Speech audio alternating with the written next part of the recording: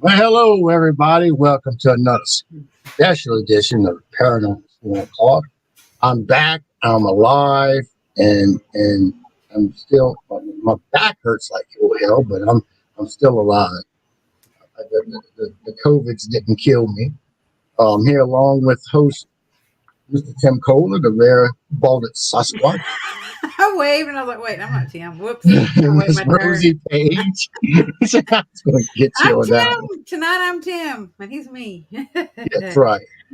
And then tonight we'll be interviewing Miss Onae. I wanted to bring up tonight with Onae, brought her on because her new ventures out there that she's doing. Evidently, they didn't want to talk about that. Now we're going to talk about their consensus. The two ladies of the show want to talk about Jello wrestling. So, Yes. Your favorite flavor, whatever flavor you like. Whatever flavor. That's what I was going to ask. What's your favorite flavor? Everybody in the audience, tell us your favorite Jello flavor. Mm-hmm. I've always been a lime green guy myself. I knew that somebody gonna say lime green. Mind you, I'm kind of crazy, so I mean I'll come up with some stuff, but this is totally the ladies' choice tonight, and this is what they wanted to discuss. We should actually bring in Chrissy Baggett because she is a pro wrestler. Oh my goodness. You're horrible. I know. He's not a pro Jello wrestler though. Well, I did have some questions for Onae on the Renaissance thing that she's been up to. And tonight she's dressed as she was saying winch and things like that, and I said no, she's a soothsayer. So, yeah, that's right. That's what it would have been called during Renaissance. Yep. Oh, look, there it is. It's already started with her already. I mean, I didn't even get. See that? Yeah, it's funny. Flavor? Kiss my ass. I'm not sure. No, she said her favorite flavor is watermelon. Yes. And hello, everyone out there. Glad to have everybody on tonight, and glad to be back on here. And I do want to thank everyone for all the positive thoughts and prayers and everything. They were well appreciated. Trust me. I really needed them too because it was rough. I'm still feeling some of the effects of it. Lightheadedness and the cough. Of course, this is a notorious cough that you have with it, so you need a lot of lozenges with it.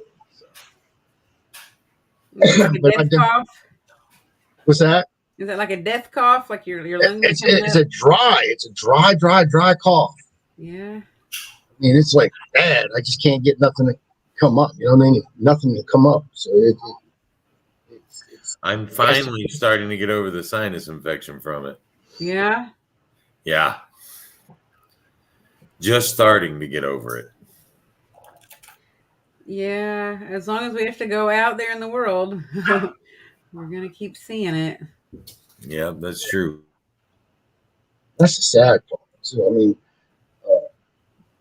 they're claiming that we're plateauing it out. And of course, now we're coming up on Mardi Gras.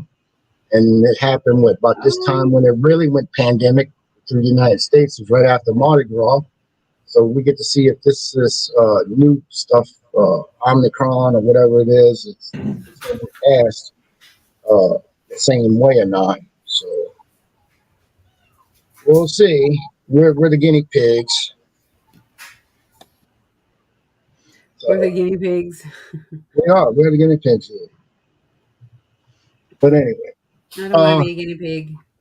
So, Onae, what's up? What's up? Huzzah!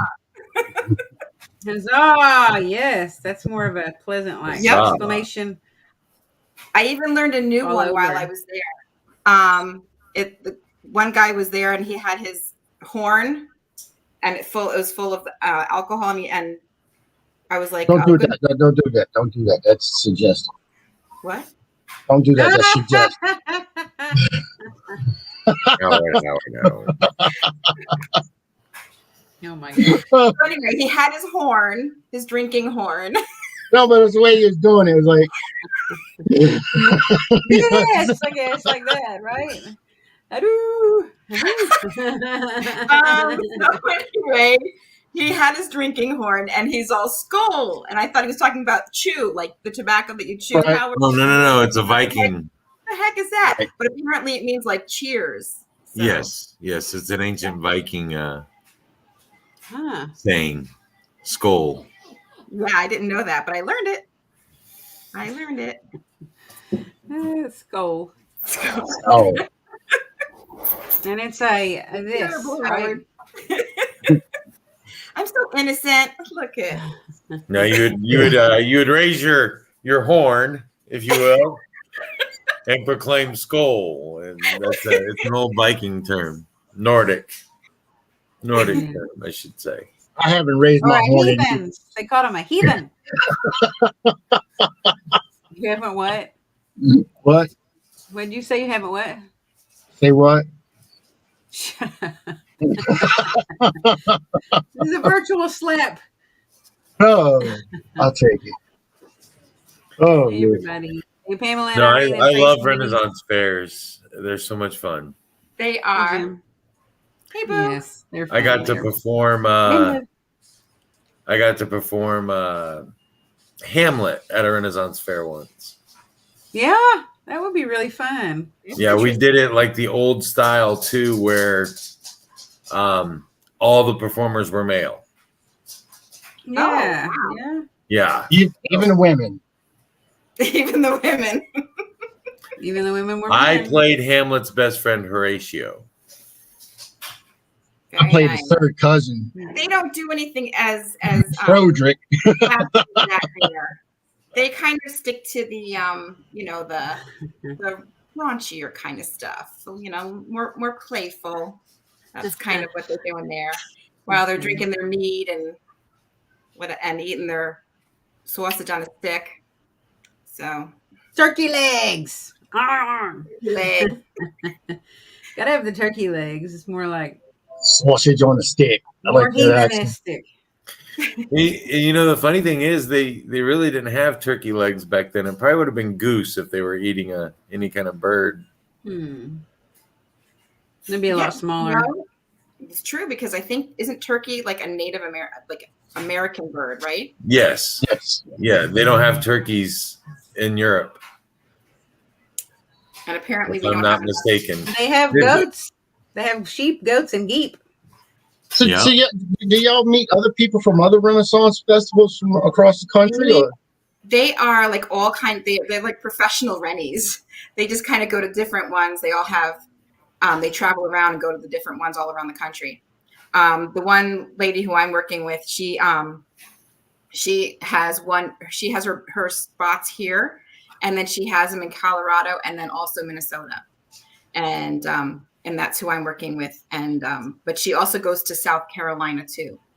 And I know there's a big one in Texas, and that they all just kind of do their little circuit. It's pretty cool. It'd be interesting. I think it'd be interesting to hear the accent Like going to we are. different places. I mean, you go to Texas and they got the Texas accents, but they're supposed to be from the Renaissance. You go to Jersey. Oh, it's a Jersey thing, English Potter is there. He's from England, Stefan. Awesome. Yeah. That's awesome. They come from all over. It's crazy. There's even a guy from Wisconsin across the way from me.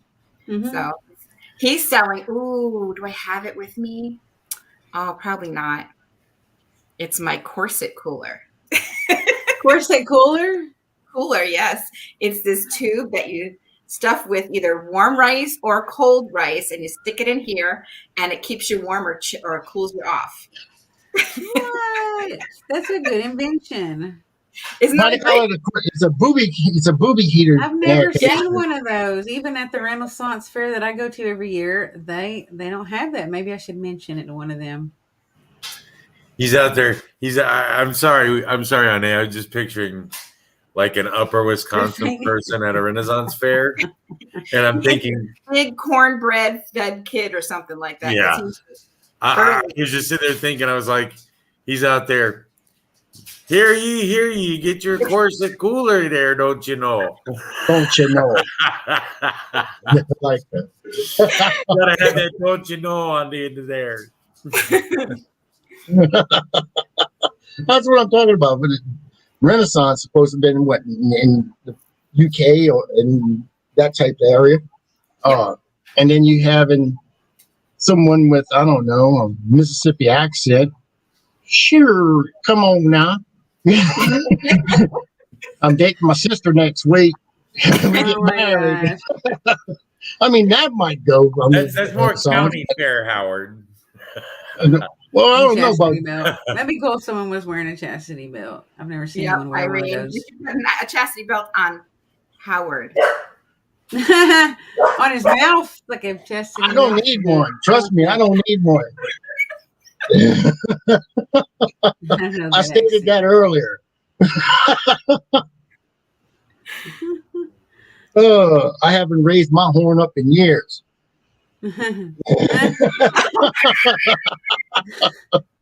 Skull. No, you'd be looking down at the ground because he has. You keep talking about that horn, Howard. I'm gonna have to go get a beer myself. This is the last thing I bought at anything like that. Oh, how cute! Got these little dolls for Crystal at DegCon. They're little like hand sewn. This one's supposed to be a little hand sewn voodoo. Oh, I thought you were telling me that they came from the Renaissance Festival or something where you were. No, these came from DegCon. Someone actually made them, and I bought love those. But maybe they would be something you would see at a Renaissance festival because during the Renaissance time, because they were handmade, right? Yeah. Well, sock puppets and dolls and things. Yeah. Thank you for sharing, Annette. Grimenstein. Jeremy up here saying that. Yeah, your buddy's on Thank here. you, Jim. It's my Rennie hat, my Rennie outfit. And I have to entice people and draw them into my little lair to get a reading. Darn it. I had a Viking hat, but it's not with me. You can entice me with seen the live jousting and stuff before too. Huh? I both talked at the same time. I'm sorry. I was talking about Renaissance fairs. I was saying I'd seen the live jousting before too. Isn't it fun? They even had what I loved. It wasn't too like maybe 5 years ago, if that. Wasn't there a jousting competition show?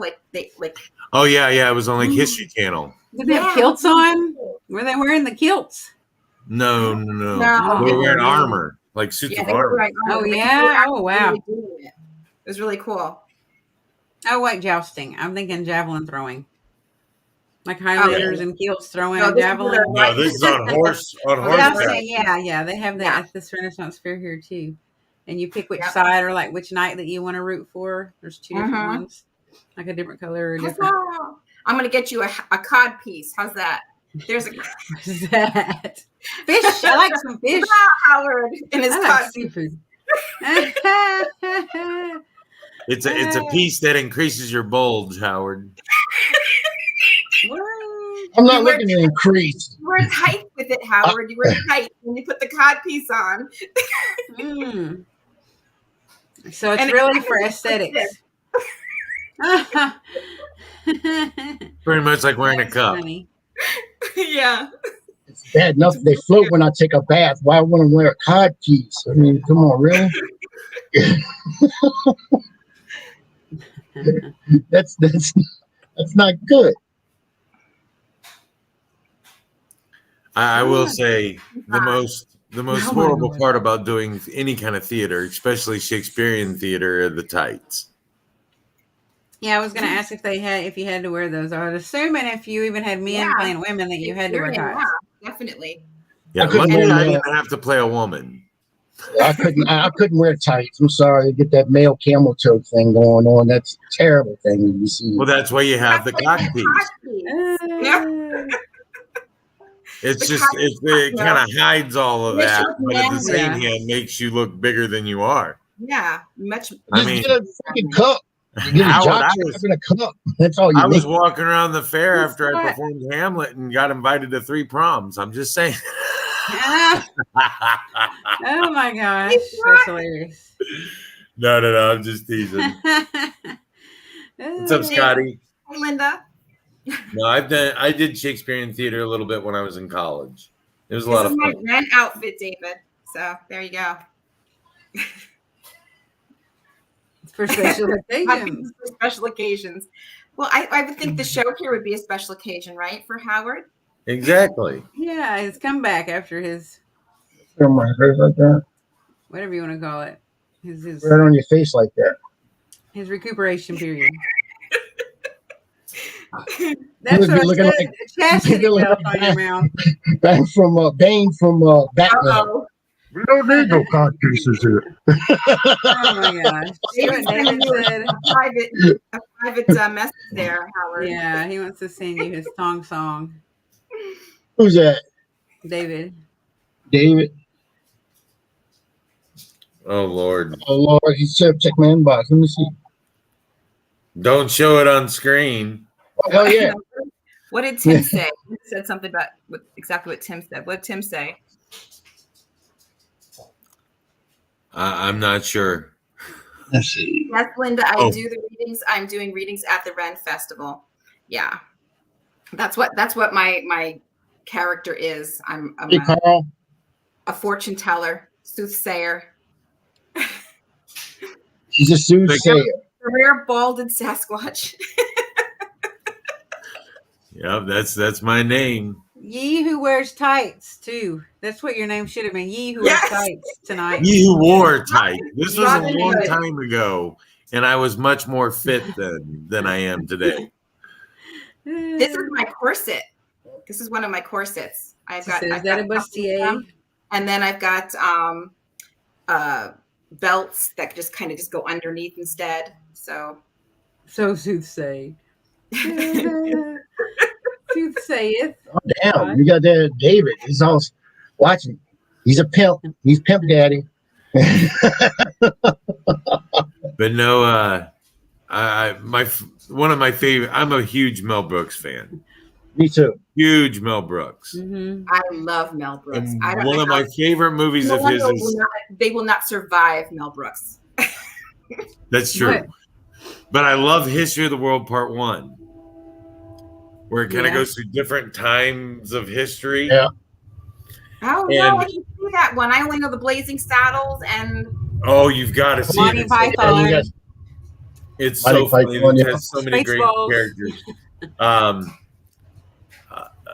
Gregory Hines is in it, and there's, just so many. Sid Caesar. There's so Remember many. that scene? great- Remember that first scene when they got the guys that were going through the marketplace and there was Mel Brooks and the other guy talking and they had the guy selling the plumbing. This is Yeah. the new latest fashion, the new latest thing. Pump the shit right out of your house, you know. It's in ancient Rome, Yeah. and one of them is a soothsayer booth. Yeah. And he goes, sir, you're going on a long journey. You, sir, are going to Rome. And he goes, I'm in Rome. And he said, do I lie? And he goes, sooth, we give great sooth. That's funny. So when you said soothsayer, that was the first thing that went through my mind was Oh. sooth, you give great sooth. which movie is this? I'm writing it down because I want to see it. History of the World Part 1. Yep. It starts off with like the caveman and it goes all the way up through the French Revolution. You got a big guy with a big jukebox with a big boom boxes on his shoulder walking Yeah, through the it came street. out in the 70s, so late 70s, early 80s, I think. So yeah, you'd be, walking through there playing Funky Town. There's a Yep. great joke that I can't tell on TV, on live, but Why not? Why not? it's just Mel Brooks' genius because it has a really bad. Well, I'll just do it anyway. Yeah. There's a part in there that if you don't know the story, you wouldn't get the joke. And Mel Brooks seems to put that in every one of his movies. Like my favorite one is Young Frankenstein. Every time they say Frau Blucher, the horse is whinny. Yes, Yeah. yes. Well, Blucher is German for glue. So if you didn't know that, you wouldn't get the joke. Mm-hmm. Well, on top of Now that, I know. in this one, there's a blind beggar walking through the streets of ancient Rome saying, give to Oedipus, give to Oedipus. Well, if you don't know the story of Oedipus, he murders his father, marries his mother, becomes king of Thebes, and when he realizes what he's done, he gouges his eyes out. Oh yeah. I feel like I've Well, when seen Gregory Hines' character walks past him, Oedipus goes, "Hey, Josephus," and he goes, "Hey, mother effer." Yeah. So if you didn't know the story of Oedipus, you wouldn't get the joke. Yeah. Okay, he married his mother. Yeah. Got it. Yeah. And had 2 children by her. But you know what? This is so sad, though, Tim, is that when you have to explain something like that, when it goes over my head, it's not funny. That's not funny. I get it, but on the same hand, it's just one of those things that I love about his genius in his movies is that he hides little things in there that you don't understand, and then when you find out the answer, it just makes it funnier when you watch it again. Yeah, now I'm going to watch it, and now I'll understand everything now. Thank you. I've got my that's about the only thing that you wouldn't have gotten in that movie, believe you me, because the rest of it, trust me, it's horrible. You need to see Monty Python and the Holy Grail. What's he doing the Renaissance thing? Oh yeah, Monty Python, the Quest for the Holy Grail. Yeah. She needs to watch that. Onae needs to watch that. That's a great movie too. Yeah. I love it. It's just a scratch. It is but a scratch. My lord. 2 arms and a leg. It's just a flesh wound. Oh, run away, are ya? Come back here, you cowardly bastard. I'll bite your legs off. What are you drinking? I need some of whatever you're drinking. Me or them? You or them, I guess. Whatever. Just like I do in the 13th dimension. We bow to no corporate sponsors. Don't. Yeah. Okay, here. Chick-fil-A, you've been holding out. That's even better than what you had before. You got the big gulp. Jeremy, you end up explaining just as much to me as I do to you. So. Oh Lord. That reminds me. Don't forget to watch. Everybody watch March 8th.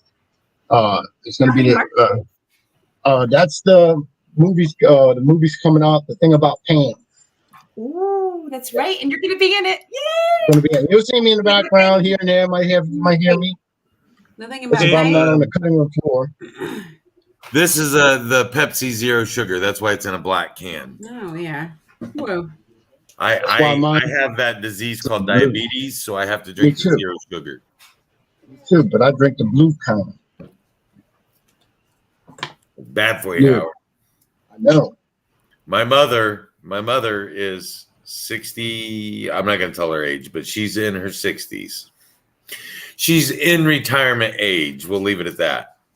And she's almost completely blind because diabetes is eating her eyesight away.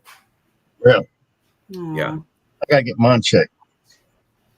So I'm telling you, lay off that sugary stuff. Yeah. I did. I took out grains completely, and the sugar, and the potatoes, and I just like, whoop. I felt amazing. I lost all kinds of weight. I was able to actually walk around and not be in pain because I have arthritis really bad. So that hurts my joints when I walk, and I can't even like walk upstairs and stuff. I used to get injections into my knees just so I could walk. Yeah. And I had crutches. And then after I had gave up all that stuff and went paleo, because I'm not supposed to have dairy either because I'm casein, whey, and lactose intolerant. So so I had to find all these other foods to eat and substitute. So, instead of popcorn, I had to get, kale chips and pretend really, really, really hard that kale was yummy. After a while, it probably wasn't so bad. Yeah, well, when you get used to things, after a while, yeah, sure. But yeah, no, I was able to actually exercise on gym equipment, and I even got a personal trainer, and it was just so amazing. I was just like, that's it, I'm sold. But then, of course, you always, oh, a French fry won't hurt. Oh, a gluten-free pizza won't hurt. Oh, and then, yeah, it does. So next thing you know, I'm back out and in fat now. It's good to have bones. Haagen-Dazs ice cream won't hurt. Or You know, Everyone that's gets what I'm mad talking when about. I say this, but I actually lost like 80 pounds because I started eating more food. Yeah. Because your body's But not in starvation mode. I don't know how this happens to be Renaissance, but it's, huzzah. well, I went So from eating one big meal a day to breaking it up throughout the day. So my body's metabolizing. Mm-hmm. Yeah. It's not in starvation mode, so it's like just kind of like burning and letting go, releasing. Yep. I bet you have more energy. Yeah, I'm down to like 218 now. Yeah. So I'm under 220. Me too.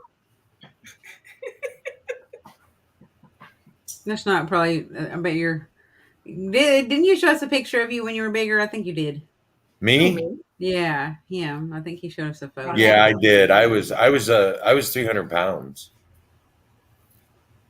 And I'm down to 218. So yeah, but you wore it well because you're He's really like 7 feet tall.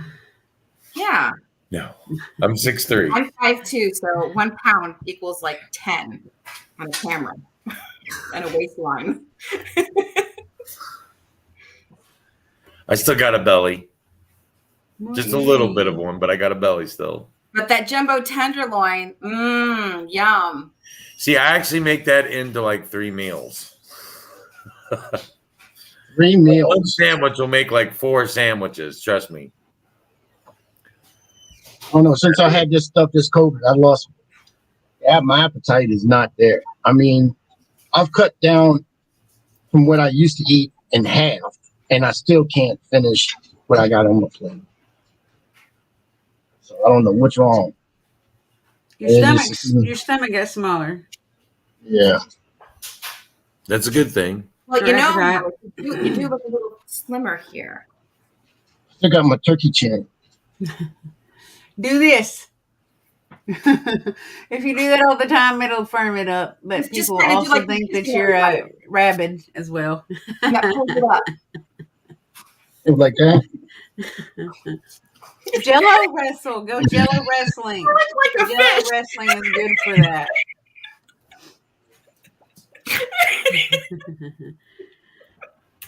Call me Hootie. Hootie and the blowfish. A mermaid. Be a mermaid. I'm a blowfish. You would be a blowfish if you were a fish, for sure. Yep. So, what else do they do at Renaissance Fair? Like, what other kind of booths and stuff are at this one? Oh well, one they have my favorite, but I haven't got it yet. Is the caramel apple stand? Oh yes. My goodness. Mm-hmm. You can get everything in that thing too, not just apples. And I've tried everything. They got the caramel apple with the chocolate chips on the bottom, or the nuts on the bottom, or just a combination of everything that looks yummy. They have frozen bananas, chocolate covered frozen bananas. Those are like my favorite. Really, but was that around Renaissance time? Really? Think about it. Chocolate covered cherries and chocolate covered strawberries. But if you want to know about other kind of booths besides food, they have the Boss Wench. That's where you can buy all this stuff here. There and they have all different kinds of stuff. I'm gonna buy myself some pantaloons. I can't wait. I'm gonna buy me some too. Hey, it's worked for the Swiss Guard since the time of Michelangelo. So. And like Linda says, they have ladies there all in what are those? Is it a canopy? Not a canopy. What is it? It's like a little. It looks like a stage. It's not. And they're all braiding hair. They do hair braiding. They do. They have belly dancers there. They have. Oh, I love that. They used to have the bellman there, and bellman, he used to have these massive bells that were like the church bells, and he'd have like this all different sized church bells, and he would actually put "Thank you, Pavilion. Thank you. I appreciate that." My brain. I was intelligent at one time. Then I had 3 kids, and I don't know what happened. Yeah. So, and then what else they have? They have the Tortuga Twins, and that's 3 guys that put on these performances all day, and they get X-rated or R-rated, pretty bad. The what? The Tortuga Twins. They are it the does greatest. Sound perverted. Go ahead. And it's 3 guys, and they are amazing. Yes, I told you, David, you got to show up.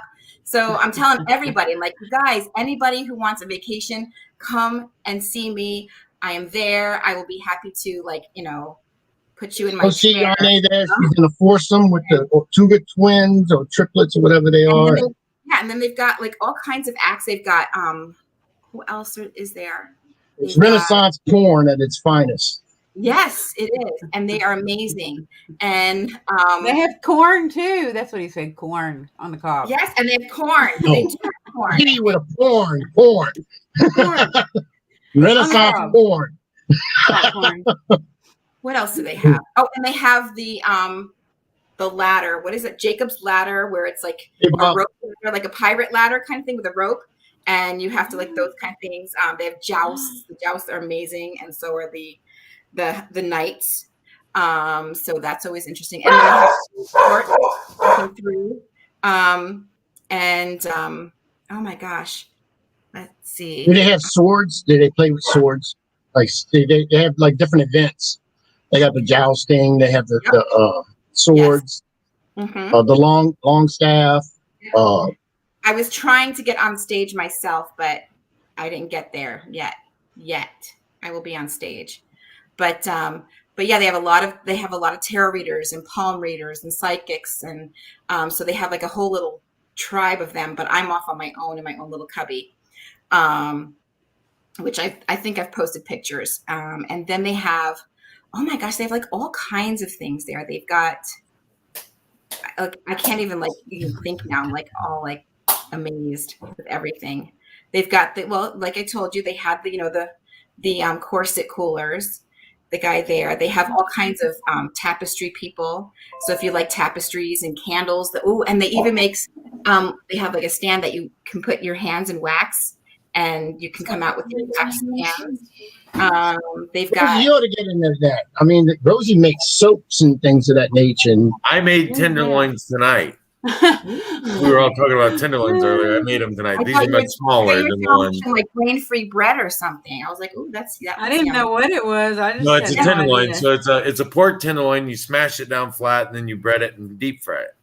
Linda knows all this stuff. Yes, they have wooden swords and wooden shields, and they even have wands and stuff like that. So too, they have all kinds of, and they have chainmail. Ooh, they've got chainmail. I like that. And they've got all kinds of belly dancing outfits, which I'm across the way from the belly dancing outfit place, and they have the harp player, and she plays amazing music.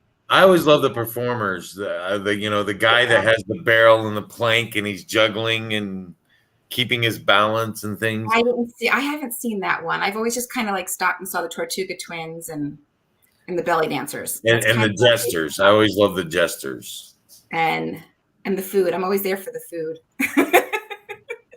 And then of course there's he makes all kinds of wonderful stuff that's crafty for your garden. It's actually healthy to eat that Man, kind there's of food. like everything I love there. I need to go there. There's everything I like. I love it. That's basically it's like a caveman diet, isn't it? That's what it is. But they do a lot of pastry stuff too. Like they shepherd's pie. They have the shepherd's pie there, which is a pastry, which is supposed to be lamb and vegetables, like a stew, and it's put inside a pastry pocket. And what else? Oh, they have they didn't have it, but they have I love shepherd's pie. I'm wiping tears. I know. He's crying. He loves it so much. They have onion rings and French fries and yummy stuff like that, deep fried breaded stuff. I'm not sure they had that back then, but that's more carnival food. It's more carnival food. They might as well have funnel cakes there. They bring funnel cakes, and then you got a carnival. It's like the funnel cake. It is. It's like that, and they have that there too. And then what else do they have? Oh, they used to have Scotch eggs. That's what I was looking forward to, because I can eat like 2 Scotch eggs a day, and I'm good. They're amazing. Have you had a Scotch egg? No, what's a Scotch egg? Tell us what's a Scotch egg. Tell us. Scotch eggs are amazing. It's like the best food in the world. It's like a soft boiled egg. You take it out of the shell, and then you wrap it in sausage, and then you bread it and deep fry it. That sounds so good. And it is amazing. Yeah, they're good. I've had one before. They're really good.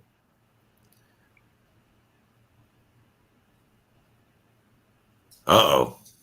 Oh, it says Tim. I didn't see that part. My cursor's on there. I was like, who? Are you going to show us some sausage right I feel like there's going to be some private Yeah. messaging later on. Actually, I was actually eating since they don't have Scotch eggs there now. They're not. I was like, I walked all over the place to look for my Scotch egg, and then I went stopped in this one booth, and I'm like, where are the Scotch eggs? Because they have several kitchens. They have the Queen's kitchen, the King's kitchen, and some other kitchens, and so you have to walk around to get all these different foods, and mostly it's food on a stick. You get meat on a stick. You get like sausage, chicken, or steak on a stick. You have the shepherd's pie. You have what else do they have? It's like all kinds of yummies. Cod. They have fish and chips there. So that's an old English kind of thing. So my favorite thing about Britain are the meat pies. That's what I'm always jealous from Great Britain is the meat I can't pies. eat them anymore because Natchitoches meat pies. Oh my God! I can I eat the inside. I eat the inside of the meat, but I can't eat the outside. Oh, that stuff's Howard, spicy. think of your crawfish pie that I had. We have a meat pie. It's called a Natchitoches meat pie. It's from also that crawfish pie was just also from Natchitoches. But there's something else that's new that was just on the news just a couple of days ago, and it surprised the hell out of me.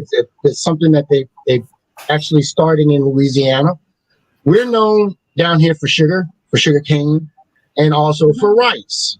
Mm-hmm. And so we have an abundance, and what we do is our rice patties, we turn them into crawfish patties, crawfish ponds. We harvest crawfish down here. But during the run on rice season, they're actually starting to make sake wines. Oh my gosh, I love it.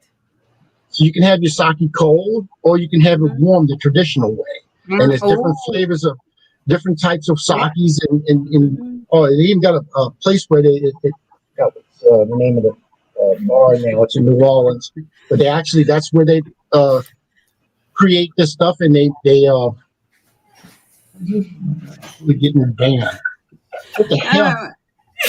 At one moment, I'm like, "Oh my gosh, what did he just say?" But at the next moment, I'm just laughing, and I'm like, "Man, I had a really bad day." Going on right there. He says, "Oh my God, I'm going to get banned." Thank you, David. You made me laugh, and I've had a poopy day. So it was worth. If you get banned, I'm sorry, but it was worth it. Just it's just for the laugh. This is more like, I don't know. This is Petri dish and Unholy Trinity. That's more Unholy Trinity stuff that's going on in the chat right now. It's like, but I forgot all about that, Chrissy. So yeah, we got to talk about that. I was going to just rerun last week's show because I didn't have. We didn't do a show for the Unholy Trinity, so I might as well just use what I was going to do, which was the viewers' choice. When they wanted us to talk about, they could have made up a subject, and we had two subjects that we were going to talk about, and then the Petri dish. I think let's see. Oh yeah, we have Miss Charlotte Underwood coming on from the UK, so she's going to be on here next week on the Paranormal Swamp Talk. Cool. And, she's internationally known psychic medium also, so she's got stuff. I like meeting new people. Well, so are these two ladies. Yes, yeah. They are. I'm not international. Who? There are plenty of people from England and stuff that watch our shows. You know what? I guess they're from state to state. Like Rosie and I. Yeah. Yes. Oh, okay. We're both internationally known. You. She's like poking me. It's so funny. Look at that. It's like it's kind of like the Brady Bunch, isn't it? Yes, that's what I was trying to think of. I was like, what is it called? I was going to say Three's Company, but I was like, no, it's not Three's Company. Yes, I am actually, because I've been, I was actually a reader a tarot reader in Ireland and the UK. And so I have clients from all over the place. So I've been doing that for years. Yep. So you're both internationally known. I'm just saying. I did have one person that I think was Australian. I haven't talked to her in a long time. Yeah, I didn't think about it. But you're both internationally known. I'm just saying, there are people from all over the world that watch these shows. Yep. And you're both mediums.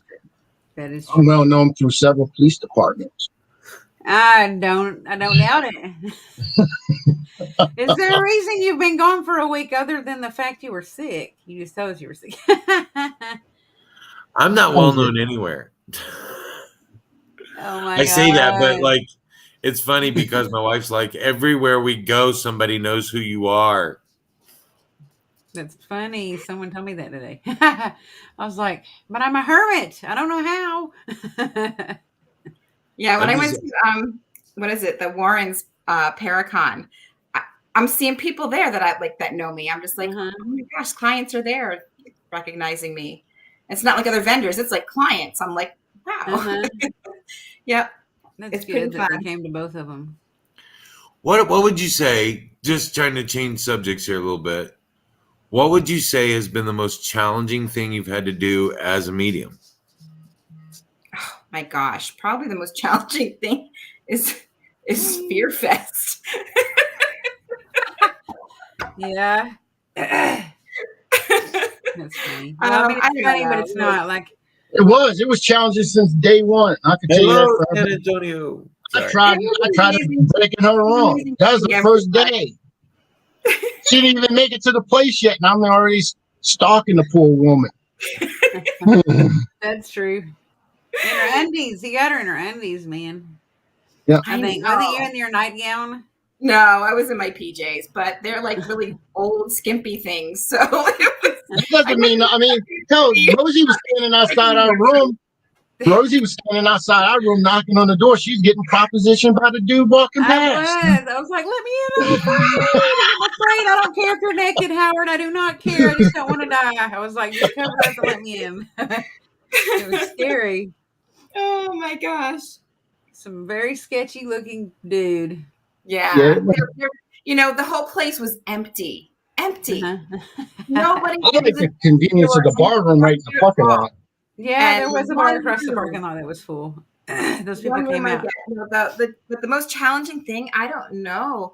I would have to say probably, I'm going to have to say probably Fear Fest, because as a medium, that was my first, well, it wasn't my first experience, but it was a lot of people and it was a lot of energy around there. And with that, it was like I had to try to manage the energy in the building, the energy of the people themselves, and also all the energy that they were bringing with them. So I would say as a medium, that was probably one of my tougher ones, but it was a great experience and a great learning experience. So I know Crystal, when we were at DeadCon, there was like 300-400 people walking around at the time. So she had to take like a CBD gummy to help block some of the energy out, because there was so much energy. A lot of it was positive energy, but there's just so much going on. Yeah. Well, another time was when I did a theater thing, because I do conventions and corporate events and stuff like that. But one thing I did, I was telling my girlfriend, I'm like, come on, because we'd like start doing things, and we would do events all the time and have big rooms full of, galleries, massive, like 70 people. We thought was like, whoa, oh my God, we got 70 people. I sold out a theater of 300 people. And I had to, as a medium, for my first time selling. I mean, I was thinking, I'm like, oh my God, maybe I'll sell 10 tickets. Maybe, hopefully I'll sell 10 tickets, And then to find out we oversold the theater, and he had to the theater director had to kick people out and turn people away. So we sold out the event, and it was amazing. But once I get into the groove of reading and doing my thing, I'm fine. But I would say probably the just the fear of seeing 300 faces looking down at me expecting something was pretty intense. So I wouldn't say it's like the mediumship part. It's more of the just people having eyes on me and expecting something from me, and I want to deliver. So because they're there looking. There's a question for you. Linda's asking, what's the best remedy for a third eye headache? Oh wow, Linda! It depends upon the person, really. And really, when I get the third eye, so it has to be individualized because everybody's different. So for me, what is basically when I get that, one, you need to get yourself out of the crowd, away from that energy. And two, ground and center yourself. Three, drink some water for sure. You need to hydrate. And I like to eat a raw steak, or rare, not a raw, but a rare steak. For me. I don't know. I like meat. So, and I like it bloody. So, she wrestles in the red Jello. But anyway, that's what kind of helps me.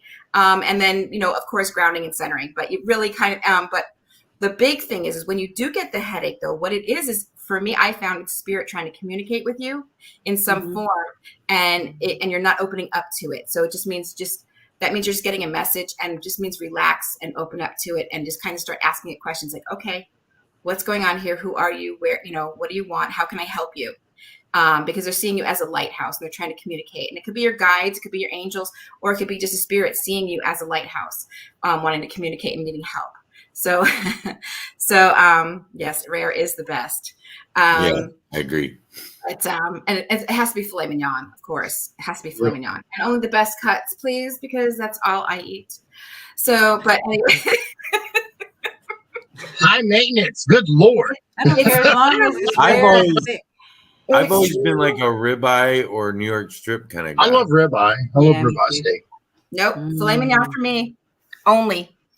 So I don't even eat hamburger. So it's just too low class for me. It's too grizzly. I eat too mooey. Burger guy. Wow. Yeah. So Linda, to answer your question, I hope that answered it. There's all kinds of, you have to find what works for you. And I noticed that when I'm having a stress headache here, this is spirit communicating and asking you to open up and communicate. It's trying to give you a message. So, basically just kind of do something mundane that will help. Like washing dishes or vacuuming or doing something that's a mundane, or going for a walk, that might actually help because it gets you on, or even a drive. When you're going, like when you're driving from home to the store, and it's like a half hour, and all of a sudden you blink and you're like, whoa, I'm here. How'd I get here? That's because you went on almost kind of like a trance state, to where you could all of a sudden get some downloads and messages from your spirit guides and angels. So, and that's kind of what what works for me. And David has a question. He says, David's question is, question. That was good. So what's the next one? He says, what's the most scariest experience on an investigation and the funniest? Oh my gosh. The scariest. And the funniest. Say when the scariest was when spirit was telling me to get out, and it was getting a little aggressive and upset, and it started to grab my throat and choke me.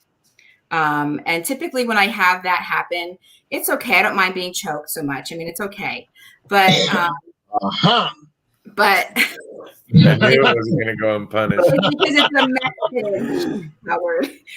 It's a message from spirit wanting to kind of tell you, how they passed. But this one felt more aggressive, like it was like doing that to me. So on purpose, it was trying to get me out. And that's, I would think, probably, even though I was laughing because I couldn't get up off the floor because it was holding me down. But at the same time, I mean, I'm a little weird. Okay. So, but yeah, it was choking me. And so that was, and then everybody kept touching me. And every time they kept touching me, it got worse. So my throat started closing up even more. That was probably my scariest time. I mean, even scarier than other events that I've been at. I would think that oh my God, that was so scary until that happened. I was never actually physically, truly attacked, physically, that aggressive. I've been attacked before, but those are pansies compared to this one. And then the funniest thing is basically almost kind of the same scenario, really, to be honest. So it was just kind of to see, I don't know, it was the whole scenario of the whole situation. It was kind of how everybody reacted and to this, everything that was going on around them.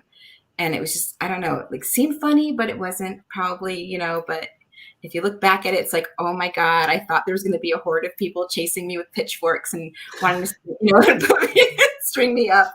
So I was just kind of like a little afraid, like, oh my God, I'm showing my mediumship abilities here and I'm being attacked by something. And now they all think I'm possessed. So it was just kind of like at least that's what I was led to believe they were thinking. So I felt like he was using you as an example to scare everyone else away. Yeah. Like you were the one he could get to the easiest. So you were the one. I was open because I was like trying to get the message. Yeah. Mm-hmm. I was like, okay, I'm going to go after this one and everybody will flee afterwards because they'll be afraid of me.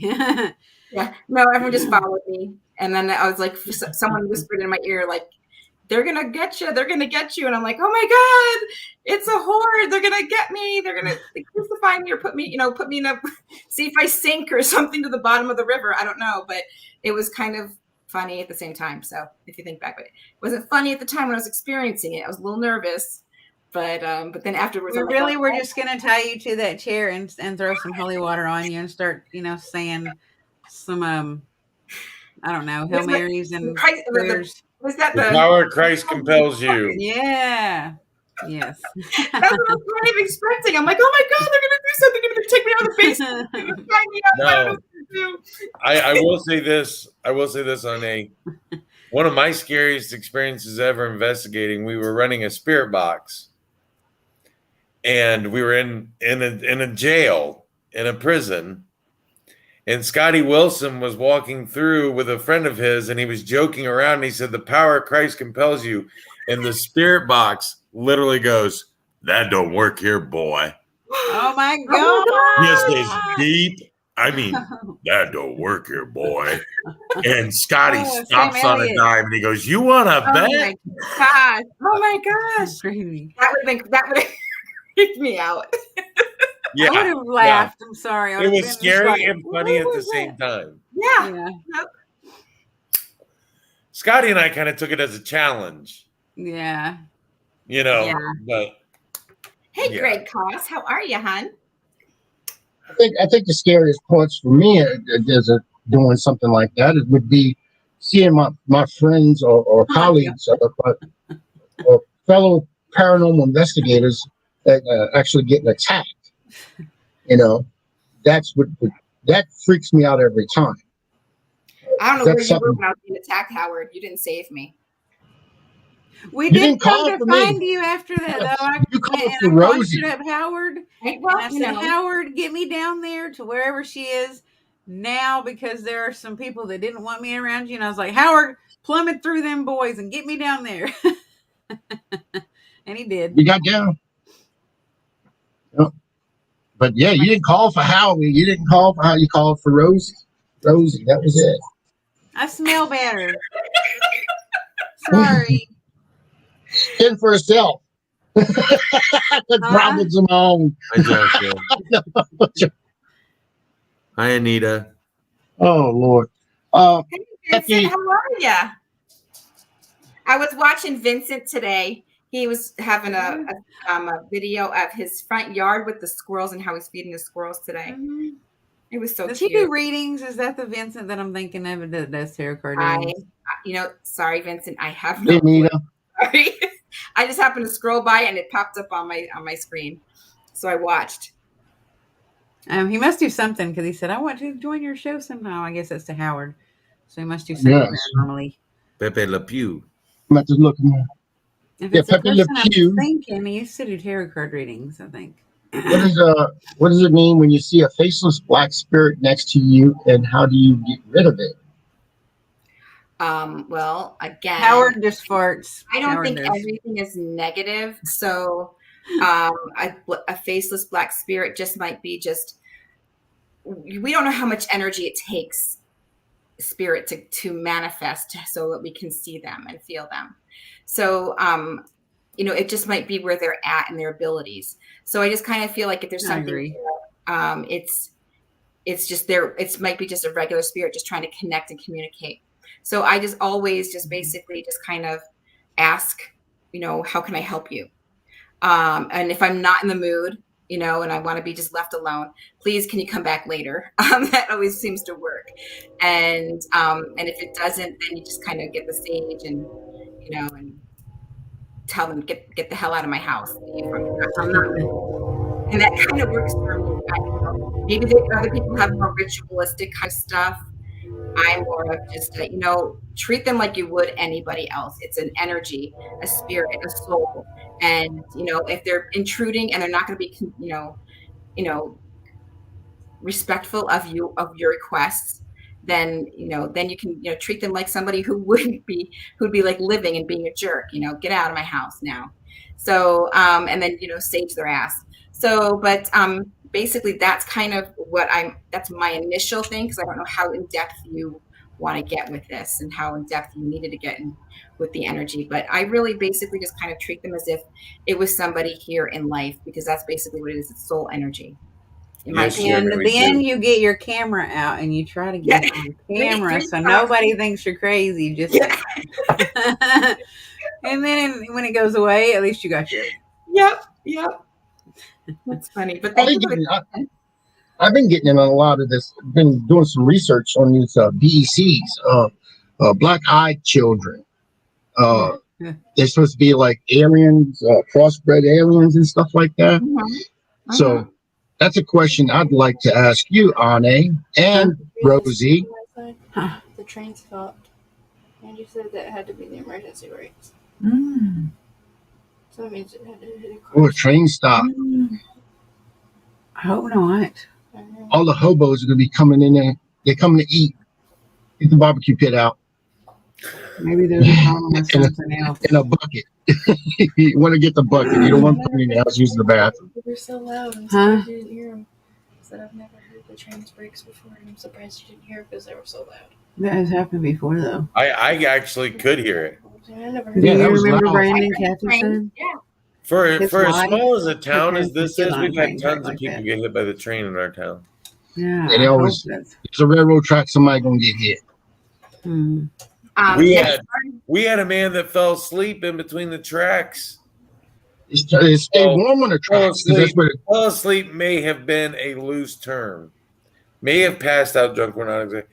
The train ran him over. They separated the cars, and he was still alive. He was perfectly fine. They said if he'd have woke up, he'd have died. Mm-hmm. Yep. And I was like amazed by that, but he wasn't sleeping. He was drunk. Or he's a meth head or something, or crackhead or something. He just laid out on the tracks. That's where you keep warm. You got two rails right there that's doing the sun all day long. And it's warm. It's really warm in between them tracks. I'll take it elsewhere. Was that Vincent that said he builds spirit boxes and he talked to his wife? Yep, that's Vincent. So we'll have to watch. He's got quite the collection. So. Okay. Hello, Jenny. Jenny. Hello, Miss Jenny. David, when they are buttholes and dingleberries, and in life, they might still very well be dingleberries in the afterlife. Yeah, but he spelled ass. Look, ass. Right in the afterlife. Ass. We are side by side. But yeah, my take on it is, what do you call a dummy? He can call me a dummy. I don't care. Yeah, I've been called a lot worse.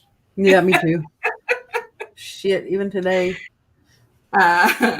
But yeah, I would say the black-eyed children. Yeah, I feel from what I'm getting is. That's what I want to ask both of y'all too. If y'all ever had read a black-eyed? I mean, not just aliens in general. Have you ever just sensed an alien presence or anything like that? Like an extraterrestrial or a celestial, I have, but I've never seen a black-eyed child, and You need to do that. Look research on that. That is some weird shit with these kids. I see it on TV, like the channel, like the Discovery Channel, stuff like that, or whatever it is that I'm watching. I've seen them, but I haven't seen one in person. But But when I see them in my mind, I feel like it's a reunion. They're like it is hybrids of experiments, and also I feel like they're kind of like reconnecting. And maybe and looking and studying us, and also kind of reconnecting to possible family members of some sort. But that's my opinion. I mean, who knows? I mean, I could change my mind tomorrow on that one if I have information about I think they're definitely very like high level, powerful if they can manifest themselves as a child, a little kid, and trick you into getting into your house, and they have some kind of mind control, which would lead me to think extraterrestrial because of the mind control that they can like glamour you into doing what they want you to do some of the time. Sometimes I've heard of people that have resisted it and they have escaped and like, or they didn't let them come into the house, you know, or the car or whatever, but I feel like they use mind control. That's interesting. And, Yeah. you know, and if they were like alien beings and high, you know, from another whatever dimension or whatever, where they're coming from, I would imagine they have such technical abilities to be able to travel like that they would be, if we're talking alien, you know, then yeah, they're going to have all kinds of abilities and, you know, technology and stuff. So, but I kind of feel like when you said the black-eyed children, the word hybrid came into my head. So I don't know if you said it, it's still hit in my head saying hybrid. And I'm feeling as if it's coming from above. So that was probably where I'm coming from on my information. Again, I have had my own UFO experience and it was pretty freaking amazing. But yet at the same time, it was kind of like, oh shit. Whoa. You seen a UFO? That was my first experience. My first and only experience I've ever had was I was acting that way. I was like, shock and awe, you know. It was like I was in shock that I actually saw it, but I was like, yes, I finally got to see a UFO, you know. Now we're not talking about your ex-wife, right? You're talking about something else. Actual UFO. Okay, because every time he says something like that, he's like, she's a Bigfoot. That was my I was going to ask him the other day if she actually had, you know, big feet are all in common. They relate one way or another. So I was going to ask him if he'd been in touch with her or not. No. Yeah. Keep her off my radar. She lives in my neck of the woods. Yes, she does. She's from there. Rosie, you and Jason are the only people I know that live in Oklahoma. Really? Yeah. I'm sorry. No, you're great representatives of the state. We're like big feet. We're rare. We're rarity, I guess. I love Oklahoma, the state. Don't get me wrong. I just don't like what lives there. I mean, one clan of person that lives there. We're supposed to go there in August at Broken Bow. I'll look for her. You should send me a picture. Let me see. Let me see. I can find one. Yeah, I've lost touch with a lot of my Bigfoot friends there, Howard. I'm like David Childress on that deal. With the for those of you who don't know, I'm like 6'3" and I wear a size 15 shoe. And I'm bald, so that's why everybody calls me the rare balded Sasquatch. Hey, Joe. I like what Joshua said. He said, unless you're electrocuted by the tracks. I'm assuming he's talking about the train tracks. Hi, Joe. Linda had a question. I think it's for Onae. Have I done a reading for human-born alien? Possibly. What do you mean human-born alien? You mean someone like, I don't know, from the Philippines or Mexico or somebody like that in the United States? Or do you No, that reminds me of somebody that I did don't understand the human-born part. I mean, human-born. The Australian lady. Yeah, no, I don't know, Linda. Possibly, I've had Pleiadians come through. So I just, when I'm giving readings, I'm just reading for people. It goes in and out, and I don't think or remember anything. So if I did, and I didn't write it down or remember it, I wouldn't know. But I don't think so. But you never know. You know, there's all kinds of people out there, and I come across a lot of different kinds of people. I've only ever had one experience. It was when I was a kid. I got you. And my dad, to his dying day, the only thing he ever said about it ever was, "Huh," and he would not talk about it after that. Was your dad Clint Eastwood? No, but he loved the movies. He was a Western guy. That's funny. That reminds me. No, we were laying out in my front yard and we were watching the stars. and looking at different constellations and things, and we were watching these little white dots go across the sky. Well, those are satellites. They travel really fast across the sky. Mhm. Not like meteor fast, but they just, you just see them and they go up and they go across the horizon, from horizon to horizon, fairly quickly. And we see another one that comes up from the south, which our house faced south, and it's red. And I said, Dad, look, that one's red colored. And he goes, oh, that's weird, And it got right above us at about 12, about 12 o'clock straight up, and stopped dead. From that same speed as the satellite would be traveling, it just stopped. And then it shot off straight east. It turned 90 degrees and took back off. And anybody that knows anything about outer space knows that that's not really possible with the technology that we have. So that's the that only we know that we have. Exactly. That we know about. That we know that's been released, that we have, information that we have. Cheers to that. Here's a question for both the psychic women here. Me, I can tell you, I don't have no psychic abilities whatsoever. I don't believe I do. But if you were to, let's say, if you're at night when you're sleeping in your dreams, I know that a lot of it's deja vu or a deja vu. But would you ever receive a dream that's more like a premonition? That I'm saying this because I've had dreams where I've dreamt something and it actually came true months in advance. Months later it would come true. So I mean, I don't know would that would be some type of a psychic ability, or I'm gonna let her answer first because I have several theories on that. So I will answer. Yes, I feel that is one way of having the abilities, because I know that I wake up with dreams, and when I wake up with a dream, and it might be a little abstract, but then I'll wake up with a knowing or feeling or urge that I have to call somebody and tell them about this dream and what I dreamt. And when I do, it pertains to everything that they're going through at that moment.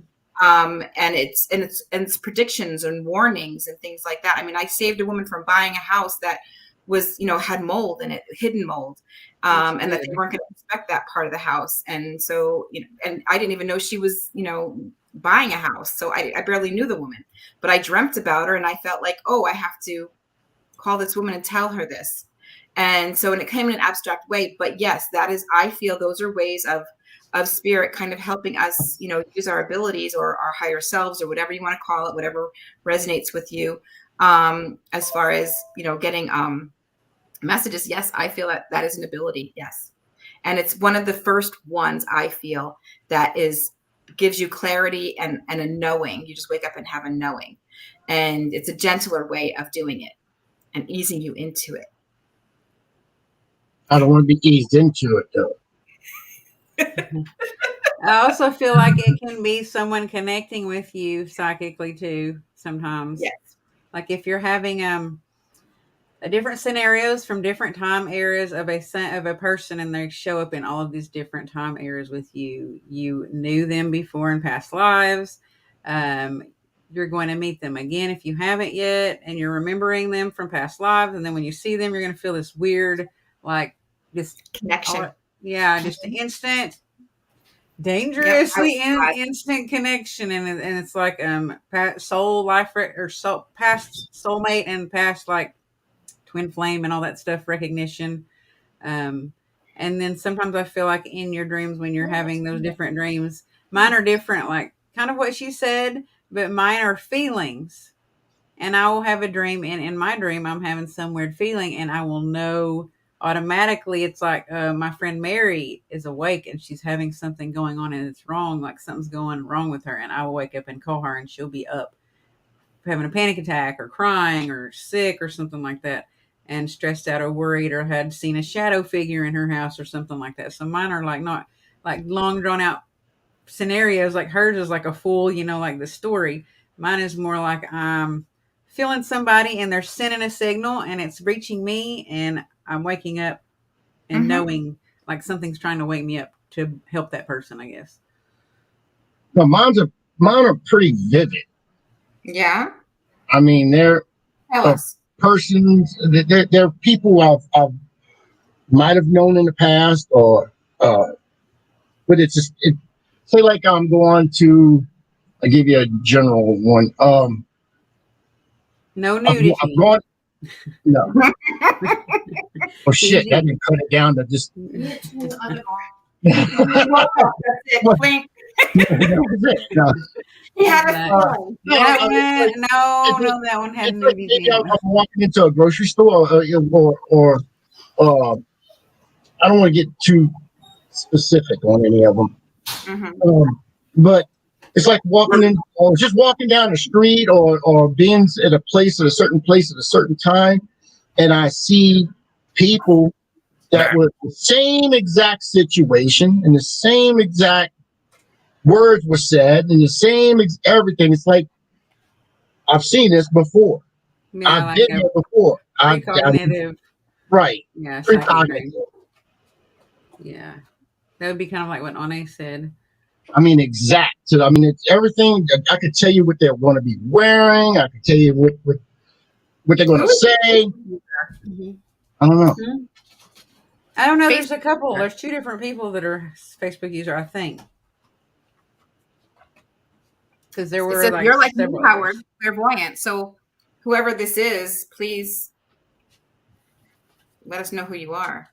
See, I know somebody that had an experience Like like that told me they did, but I don't know if that's them or not. It might be somebody else that just I had a experience. dream shortly. I had a dream shortly after my dad died that my dad used to wake me up to go hunting by pulling my toes. Mm-hmm. He would like pop our toes and say, "Get up, get up." Ew. It was just the way he did. He would stand at the foot of our bed and just pull our toes up, and we'd wake up. And I had a dream that my dad was standing at the end of the bed pulling on my toes Mm-hmm. and telling me to get up. And then I felt a sharp pain in my foot. And when I woke up, the cat was attacking my foot. Mm-hmm. And I just kicked real quick. I kind of frightened me. I kind of got scared. And it was so funny because it was pretty soon after my dad had passed. Mm-hmm. And I was like, that's just my dad's way of playing a joke on me. Yeah. Because that's the kind of guy he was. He was always, he You was the are kind of guy that going would to come up and be like, he'd take a knuckle and be like, am I boring you? Am I picking on you? It was Maybe just he kind of was his using way. the cat to he was using the cat. It may have been. Maybe he was trying to communicate with me or something like that. But it just seemed like he would have just laughed so hard at that. That would have just been the funniest thing to him to hear that. So, but I actually had a question off you guys, and I don't know how well you guys can do it over this or not. But I wondered if any of you would ever, if you could pick anything up off that clock that's behind me. It's an old chime clock, and the reason I ask is every once in a while, and it's happened ever since my grandmother died. When my grandmother died, we never could find the winding key for it. Your dad? It's my Okay, dad's I'll mom. take this one. Let y'all take Your dad. I'll take this one. It's a clock. But that clock, the pendulum on it, every once in a while will swing, and every once in a while it will chime. But your dad has passed away, right? And what time does it chime at? The time doesn't move. It chimes at the half hour, and it chimes at the top of every hour. Would it be your dad then? If it was wound and it was going. Mm-hmm. But it hasn't been wound in years. But what is the time? Since 95. What is the time when it does that? Pay attention to that because that's going to have some clues there for you also. Normally it happens at night, but it's happened in the middle of the day even. We were at when my parents had it in their house, it was my dad's mom's clock. And when my parents had it in their house, it would happen like on Christmas Eve in the middle of the day. Yeah. When the family was all together, it would just chime. That's a good question. Jenny wants to know what was right there. You're getting your answering your own question right there. Yeah. Who it is. Mhm. It's definitely family. It's Mhm. five relatives in particular. At least that's what I'm getting, the number 5. So, and it happens to be when they want your attention and something, and it's significant towards the reason why when it goes off, it's significant towards something in particular that you're supposed to kind of connect with. So, Yeah. you know, my phones do the weirdest things when I'm doing Facebook Lives. I swear. Am I right? Did I say it wrong? If you What am write I- it down, it might even be like a repetitive number too sometimes. Okay. And if you look up that number, it actually like if you look up spirit numbers or angel numbers, I don't know like what kind of numerology That's two she's good into. questions right there. One's from Jenny, and she's saying, would it be a certain time and day? And then the Facebook user comes in and says, would it be the time when your dad passed? I don't know who that is. Who I'm are not you, sure. Facebook user? It hasn't chimed. I will say it hasn't chimed since it's been in my house. It's only been in my house for a few months, but I have noticed the pendulum moving occasionally. I don't think it's when he passed away. I think it has something else that he wants you to know. Not the time he Yeah. passed Get up. away. That's what he wants you to know. Get up. Wash your feet. Damn. You want me to pull these toes? I'm telling you, Like my maybe dad an was old a house, creepy guy. maybe an old address, or maybe like a combination lock number or something kind of random. I don't think it was when he passed away. Oh Lord, my dad. That's it might be your grandma. Okay, so when my dad passed, that's kind of funny you said that, because when my dad passed, we could not find any of his passwords for anything. Yeah. We couldn't get the combination to the safe. We couldn't find it. I don't know. And that's where all of their life insurance policies were. Nicola. Mm-hmm. So I ended up having to take a wedge axe and a sledgehammer and bust their little personal fireproof safe open to get to all that stuff.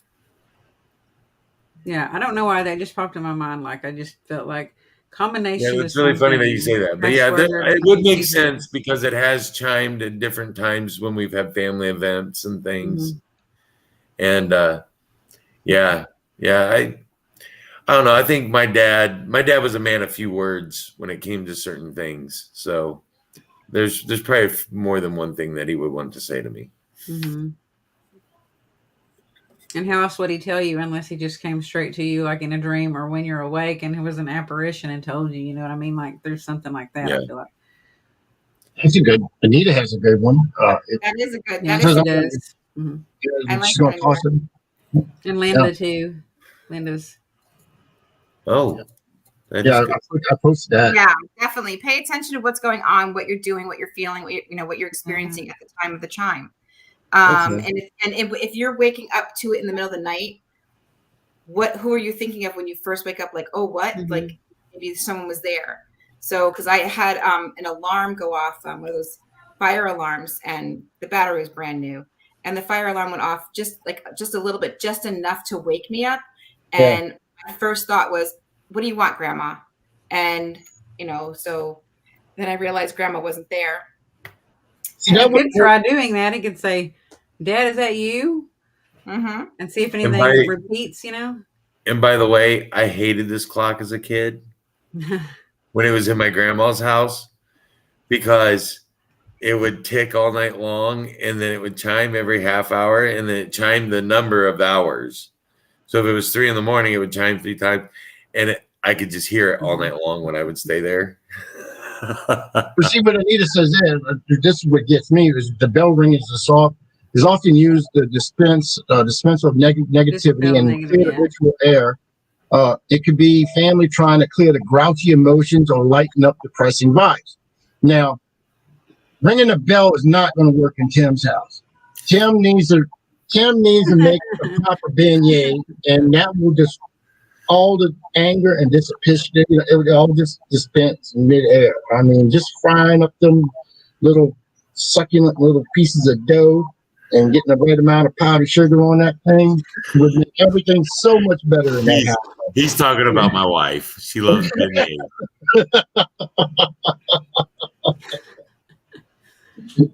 Maybe she loves them so much, Howard. She's actually thought about opening up a beignet shop up here. Oh, that'd be awesome. Because we have nothing like that around here. So, You probably get in touch with the corporate office, one of the big corporate offices down here. yeah. And, you got Morning Call and you got Cafe Du Monde. Probably Cafe Du Monde. And they have a lot of franchises. You might be able to franchise one up there. That'd be awesome. Y'all would make a fortune up there. Let's see. That's a long one here, huh? Yeah, this is Vincent.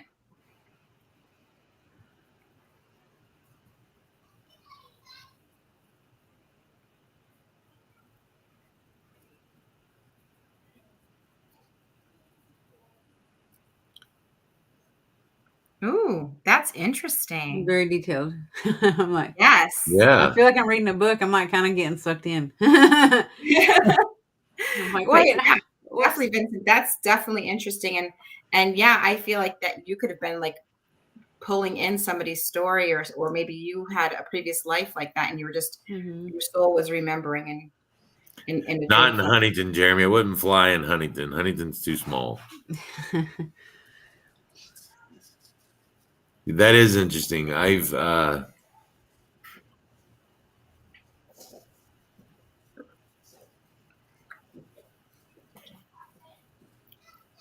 I'm reading a comment. It could be all of those, actually. I mean, it could be all of what everyone's actually saying, because it happens multiple times, right? Repeatedly. Yeah.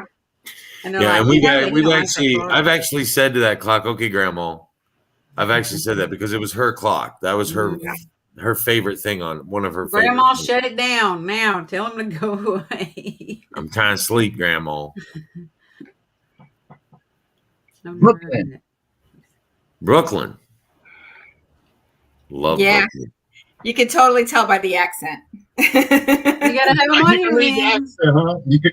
You talked to him physically? He had a Facebook live going on, or not. Well, he had a live going on, and he was sitting outside in his front yard, and you could tell it was back east because it actually had grass and trees and the squirrels, and he was feeding his squirrels, and they were so cute. They were trying to come up on the bench with him. Well, to feed the squirrels around here a little bit of poison. Suckers, man, they get everything. They chew the wires. They chew everything. I had little cherry tomatoes on the porch. They ate them. I mean, literally, I had to chase. I hit them with a broom. They just wouldn't run. They brave up to you. They like, look what I got. Cherry tomatoes grow in clusters. They'll take a whole cluster with them and then just sit there and hold it in front of you. I used to, when I was in Wisconsin, I would make the kids their lunch, and I would like cut up apples and stuff, and I'd give them the apple cores. They'd sit in my by my sliding glass door on my porch and line up and wait for me to give them their daily snacks, their daily morning snacks, which would be apple cores and almonds and whatever else I was, kind of giving them. Are you saying squirrels? They really love Brazil nuts. Squirrels? What? Are you talking about squirrels? He lives in Colorado since 1995. He's from Brooklyn, but he's lived in Colorado. Yeah. Oh, okay. Well, I heard you had grass and trees. There's plenty of grass and trees in Colorado. Yeah. Last year when Chris and I were in Brown County, I was feeding squirrels. I bought a bag of mixed nuts. And I was feeding them Brazil nuts. They really love the Brazil nuts. I talked to squirrels. I grew up with a different name. Throwing that out there. Yeah, we won't go there. I did too. I'm not from Wisconsin. I'm actually from New England area originally. I was born in Connecticut, and I lived back and forth from Connecticut to New York. And then I bounced around to Maine and Pennsylvania and Massachusetts and New Hampshire. And so, but mostly Connecticut and New York, Mayapack. So, but then I flew and moved to Arizona for a while. And then I moved to Wisconsin for about 8 years. Couldn't stand the winters, love the people, and then flew back, done with the winters, and flew back to Arizona and live here now. And Northern Wisconsin or Southern Wisconsin? Eau Claire. So it's kind of like an hour away from the cities, the Twin Cities. I got you. Yeah. I was like way up north in Wisconsin where you get up close to Canada. Oh, yeah. I've been love there. what It's beautiful. It's beautiful. Been there. But I always try to imitate the accent a little bit. I'm like, up there in the land of that good tapioca pudding, don't you know? Like that tapioca pudding. I thought you were going Bill Cosby for a second. I was like, no, not today. No. Tapioca. I just always loved hearing him say In that. the kiddo pudding. Ha, ha, ha. Well, I had a roommate in college. I had a roommate in college that was from way up north in Wisconsin, and he would always talk about tapioca pudding and the cheese. Don't you know? Don't you know, eh? Wisconsin, yeah. Oh yeah, what is that movie, Howard? Because Renee, she was in it. Where they like talked to like people like that. They were up there in, I don't know if it was Minnesota or Wisconsin, and she was from Florida. Oh, I don't know. It was one of Renee's. She was Renee Zellweger. It was one of her movies, and that's where How they. old was it? Was it Oh, old? I know which one you're talking about. Like her I know younger what you- days? Yeah, and that's where I heard all the different accents and words like that. I was like, what the heck? And I thought they were just like making fun, but apparently they really do talk like that. It's pretty. I love it. I love it. Fargo? No, she wasn't in Fargo. I know she's done so many freaking movies. All of Bridget Jones's Diary. She's done. Oh God, she just did what? Judy Garland's story. She did. God. Oh, what's his I name? can't remember the guy that was Matthew McConaughey in that with her? Was he the guy in that? Maybe it wasn't him. I just remember he takes her out like hunting and he tells her to wear something hot and she wears like net under her snowsuit to go hunting in that movie that you're talking about. And she wears like negligee underneath it. And then she has to go to the bathroom and she can't get out of her stuff to go to the bathroom. Yeah. Oh my gosh. Forget It's about not it. Matthew McConaughey. It is that country singer, that cute guy. What is his name? Is it the one that Nicole Kidman's married to? Yeah. No. Somebody else. Billy Nelson.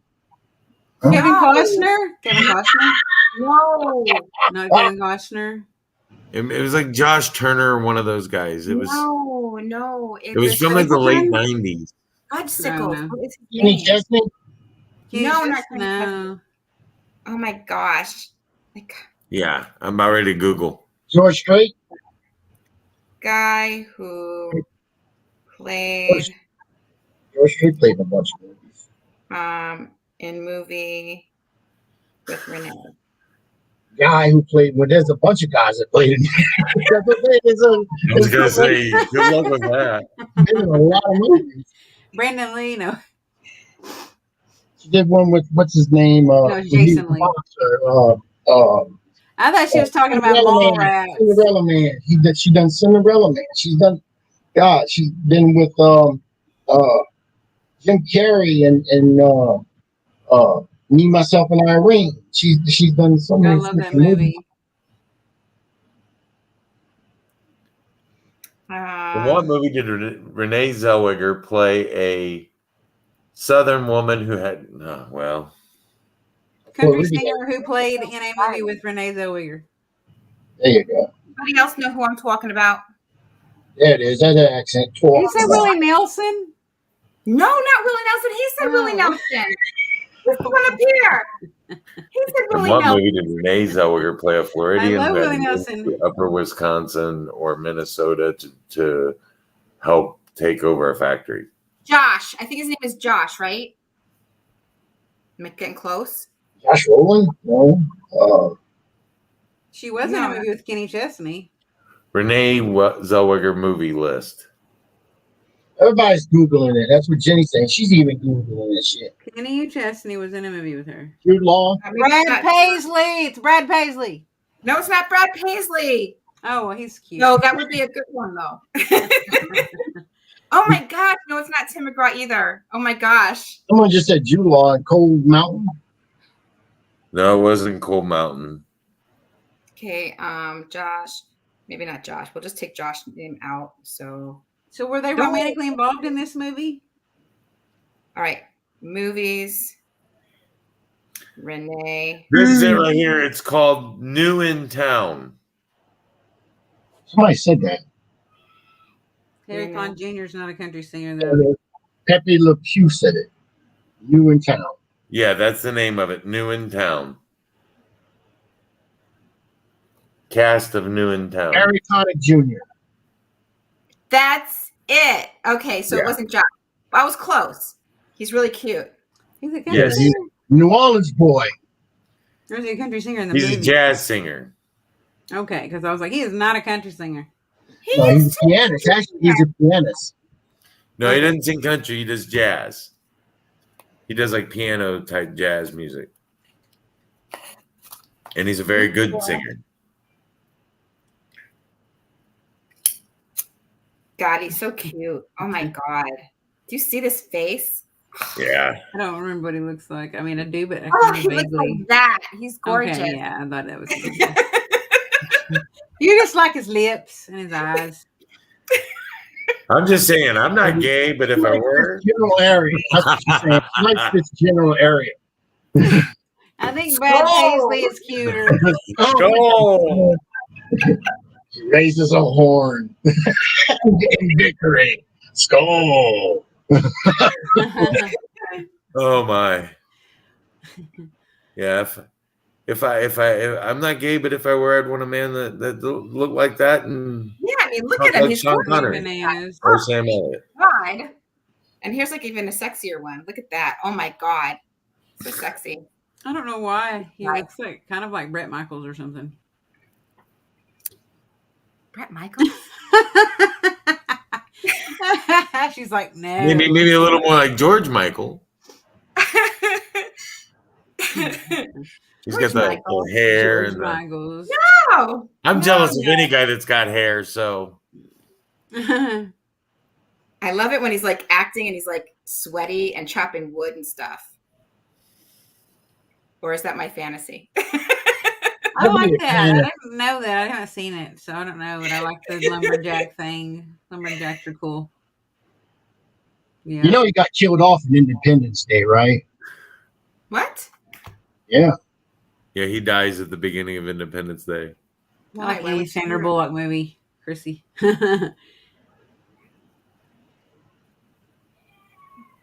Greg. I bet I heard a cat meow in the background somewhere, or a Oh, kid wow. yelling. No, it was probably my niece. My niece is staying with us. My mother-in-law normally watches them for my Oh, sister-in-law. Floats. Notes. Yeah, Yes. that's a good I one. love that movie. But my mother-in-law is very ill and she's in the hospital. So remember her.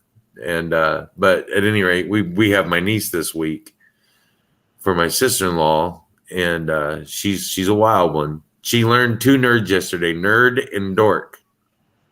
I love it. Did you Was run she around talking calling to it? you? Was she talking to you? No. Oh yes, yeah. It was the first thing she said to me when I got home from work yesterday was nerd. She comes running up to me, nerd. I said, Funny. dork. So then she learned dork. Like when Joshua said, I love a hot lumberjack. Hey, Yeah. who doesn't? Joshua, me too. He likes to buy them brawny towels. And I'm sorry, but for his age, Sam Elliott, yeah. Oh, Sam Elliott's awesome. Sam Elliott. Oh my God. No matter what Yes. age. Yeah. No matter He's what age. amazing. It's just like Sean Connery. They age, and the more they age, He's the got better that thing right now. Paramount Plot. Right now he's playing a cowboy in show on Paramount Plus. Yeah. Yeah. Sean I've been Connery? planning on watching that. 1883. I know, isn't that the greatest show because he's in it? Sam I Elliott haven't is a seen it different yet, guy. but I'm gonna watch it. Don't tell me anything. I haven't seen it yet. Oh my gosh. No, that's the man. This is the greatest show because he's in it. That's it. Well, I loved it in the He's in ranch. it. He was hilarious in the ranch. I loved I his have not character in the seen ranch. that. I love it right there. That's a good one. We The just turned demigod. this into Hey Boo, didn't we, Onae? I'm telling you, he is awesome. Yeah, the ranch. I Girl, love go him get in your the ranch. nails did and watch some Harry Connick Jr. movies. I'm trying to think of the name of the movie now. But yeah, we somehow we got on the subject of movies. How do we get on this, people? I don't know. I like when we show a movie called When We Were Soldiers. Oh Yeah, my God, that's a that's good such a one. good With Mel movie. Gibson. Oh yes, Yeah. that is such a good movie. I saw it in theaters when it first came out. We Were Soldiers. Mel Gibson, Sam Mel Elliott. Gibson. That's a great movie. It's a great movie. Mel Gibson. Okay, Mel Gibson. Mel Gibson is just. Like when he walks past and says, "Good morning, Staff Sergeant," and he says, "What are you, goddamn weatherman?" I mean, one of my favorite movies will always be Good Morning Vietnam. Yeah. Just when Robin Williams riddles off all of those abbreviations, all those military abbreviations, and he just keeps going. I'm just sitting there going, yep. Robin Williams is in it, but Robin Williams didn't have the sex appeal that Harry Connick Jr. has. No, he wasn't a sex appeal, but humor in itself can be sexy.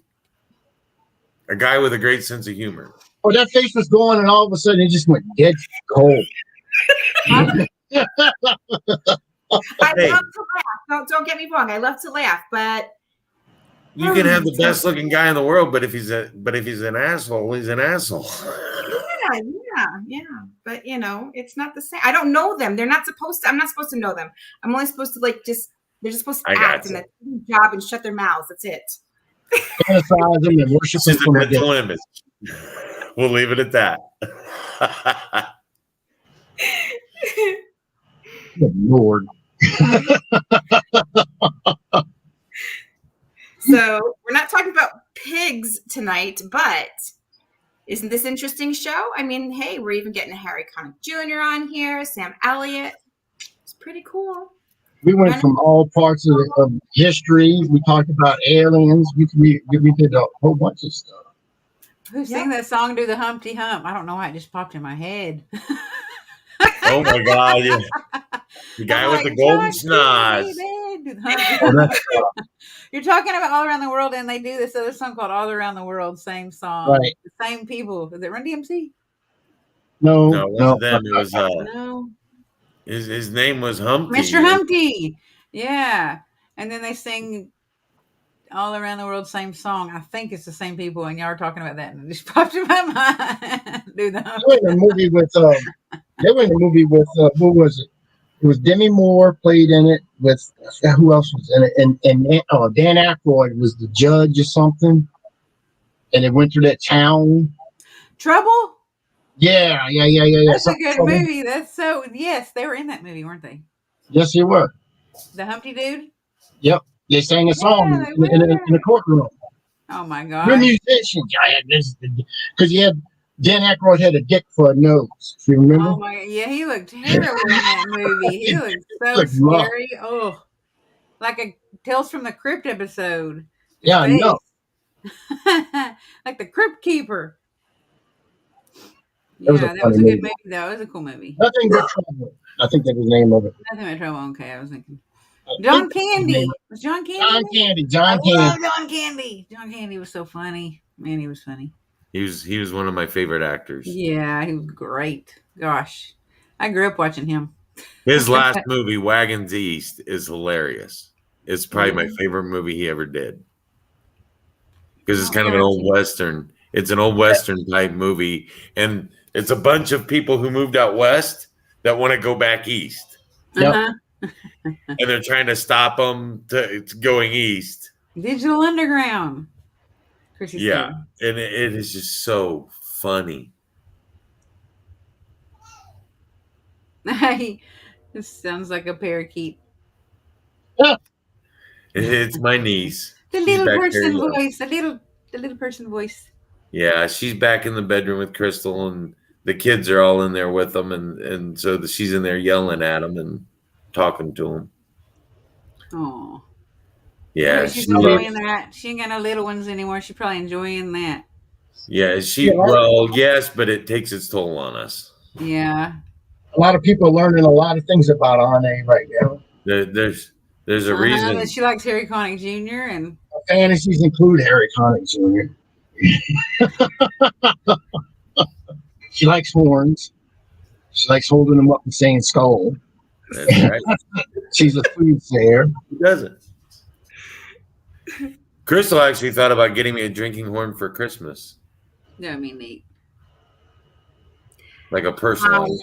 You know what? There's a few sites that have them that are like, I would shop around before you just settle on one, because there's so many different kinds out there. There's kinds that have like the big twirly, swirly horns, like these big. There's kinds that have just like a small like horn that you can just kind of like sit on it. It's like a flat thing, so you can just sit on the table. And there's kinds that have like this, the regular horn that just has a strap for it. And then there's some that have like an actual stand for it.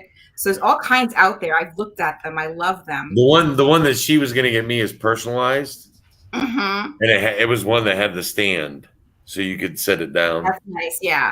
And because you need to, because you can't keep walking around the house with it, you know. I mean, I guess you could, you know. You can go with a modern horn. What? You can go with a modern horn, a modern one, which is a funnel with a plastic tube that comes down on it and hold it like that. A beer funnel. Yeah. That's the modern one. Beer bomb. Okay. Yeah. I used to have one of those. Used to. We made a 3-floor one in college. I don't know where it went. I do not know. But I will It tell you. was 3 floors high. Oh my gosh. Who held it up that far? Well, we would go on the roof, Yeah. and somebody would be down on the ground, and then we made the tubing black so that way you couldn't see when it was coming out. So it was just, you just had to sit there and hold it wait. Oh my gosh. Yeah. That's betrayal. Hey, Nick. Hazing. What are you gonna do? That's crazy. That's a lot of room for you gotta wait. I went to college with a guy that could take a 5th of whiskey in that thing all at once. Oh my goodness. Afterwards? And afterwards? I wouldn't have been standing, but he'd just walk away like it was nothing. No. Where was he from? What country? He was actually from here, from Indiana. I was thinking of Scottish or Irish, probably. No. He was from Indiana. Nick of the corn. I love it. Corn on the cob. Every year around this time of year, I will say hi to Crystal. Every year around this time of year, I love to tell the story of Linsky. Linsky lived right down the hall from me in my very first college dorm, and he was from Puerto Rico, and he had never seen snow before. And he was very ill-prepared for an Indiana winter. Oh my gosh. You said Puerto Rico? Yeah.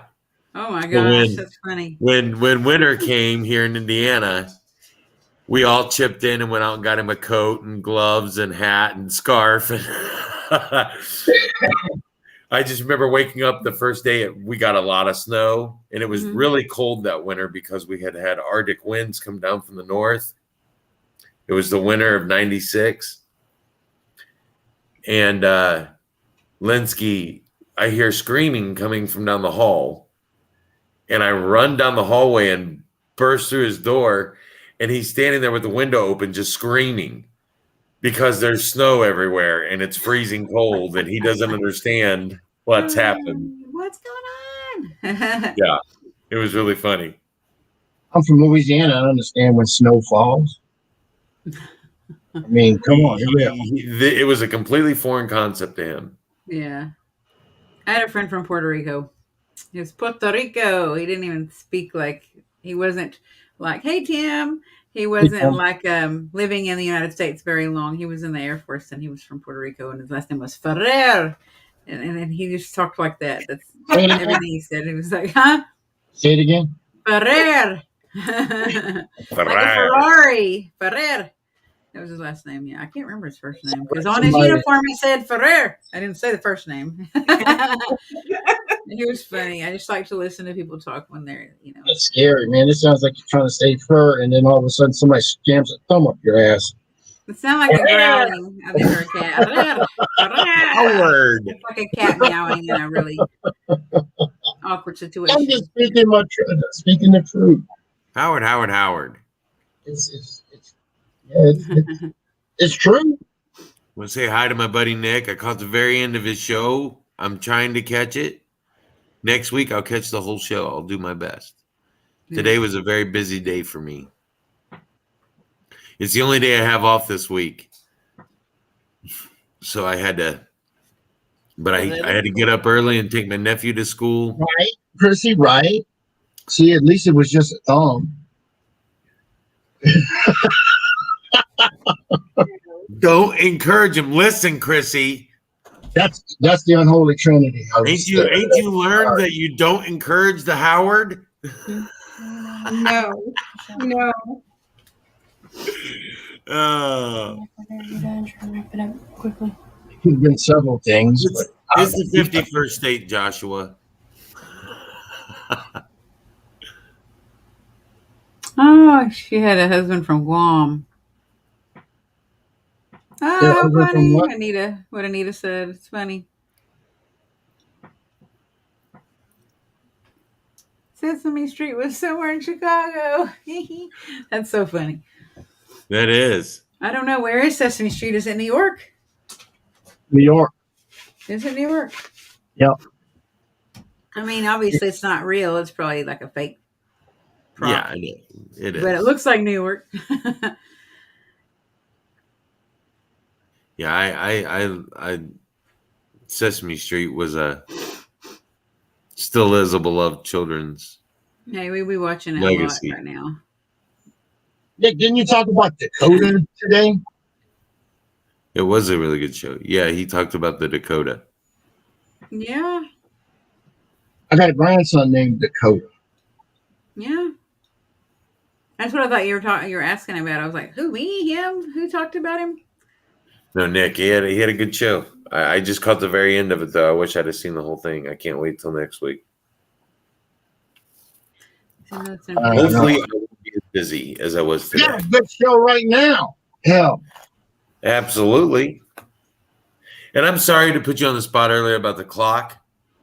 I've always wondered about it. So Don't worry. I'm currently making a voodoo doll right now in your likeness. Oh, Lord. She's doing it with her toes underneath the I table. guarantee you it's not the first one out there. She's like, I have many talents. I didn't tell you about that one. Ask Howard when we went to Voodoo Authentica in New Orleans. Crystal's like, oh, I want that voodoo doll. And I'm like, no, you don't, because I know it's going to be me that feels it. They bring it into that back room and that side room and the first, when you walk into the front door, that room to the, where they do all the, where they have all the herbs and stuff like that in there. And there's a bean curtain or something that is a bead curtain. They go in that little room right there, and that's where they actually do all the incantations and readings and stuff like that. Yeah, we love the Voodoo Authentica. We love New Orleans and the oddity shop, the oddity store. That was some weird shit in that place, wasn't it? I like that place though, I Howard. love oddity shops. So, were you talking about the underground S&M oddity shop or the regular oddity shop? The regular oddity shop Okay, with there's This one had like mummified we got rats, some really weird stuff. rats and Shrunken heads. stuff in jars with formaldehyde. I love and, stuff like that. I love it. some weird shit in that place. All kind of weird furniture. I Yeah, don't know. scientist lab. It might as well been. There's some weird shit in there. Yeah, well, yeah, I scared the shit out of me in that place. I didn't like it. I tried to stay out of it. I love You remember Crystal talking for a really long time to the lady behind the counter. What is it you love, Onae? Mhm. Oh, the little tiny voodoo dolls that you put in water and then they grow. Oh, yeah. And they get mushy? Yeah. And then you can You stick eat it. it? No, you don't eat them. You You know, didn't say whatever you you eat do to them. that, it comes back to you, right? You poke him with your pins. You know, what you do about that, when you do that, it comes back to you threefold. If you throw a mustache on a voodoo doll, does the person grow a mustache? That'd be cool, especially if it was a girl. Actually, I don't, because I won't take it out of the little package because it's so cute. So, but it's good to pretend, right? Mm-hmm. And imagine. Have a great manifesting. Nick's talking about Howard's nickname tonight, the Water Boy, the Cajun Water Boy. Yeah. Well, I figured if it has aquatic entity demonologist, it must be known as the Water Boy. I was thinking of the movie, The That's Water it, Boy. man. Yeah. Bobby Boucher. Hey, Josh put a comment up there. He's advertising a new page he just made. Okay. Chia Pet. Chia Pet. Just add water, spread the seeds on them, watch the magic grow. Bob Ross. Bob Ross Chia Pet.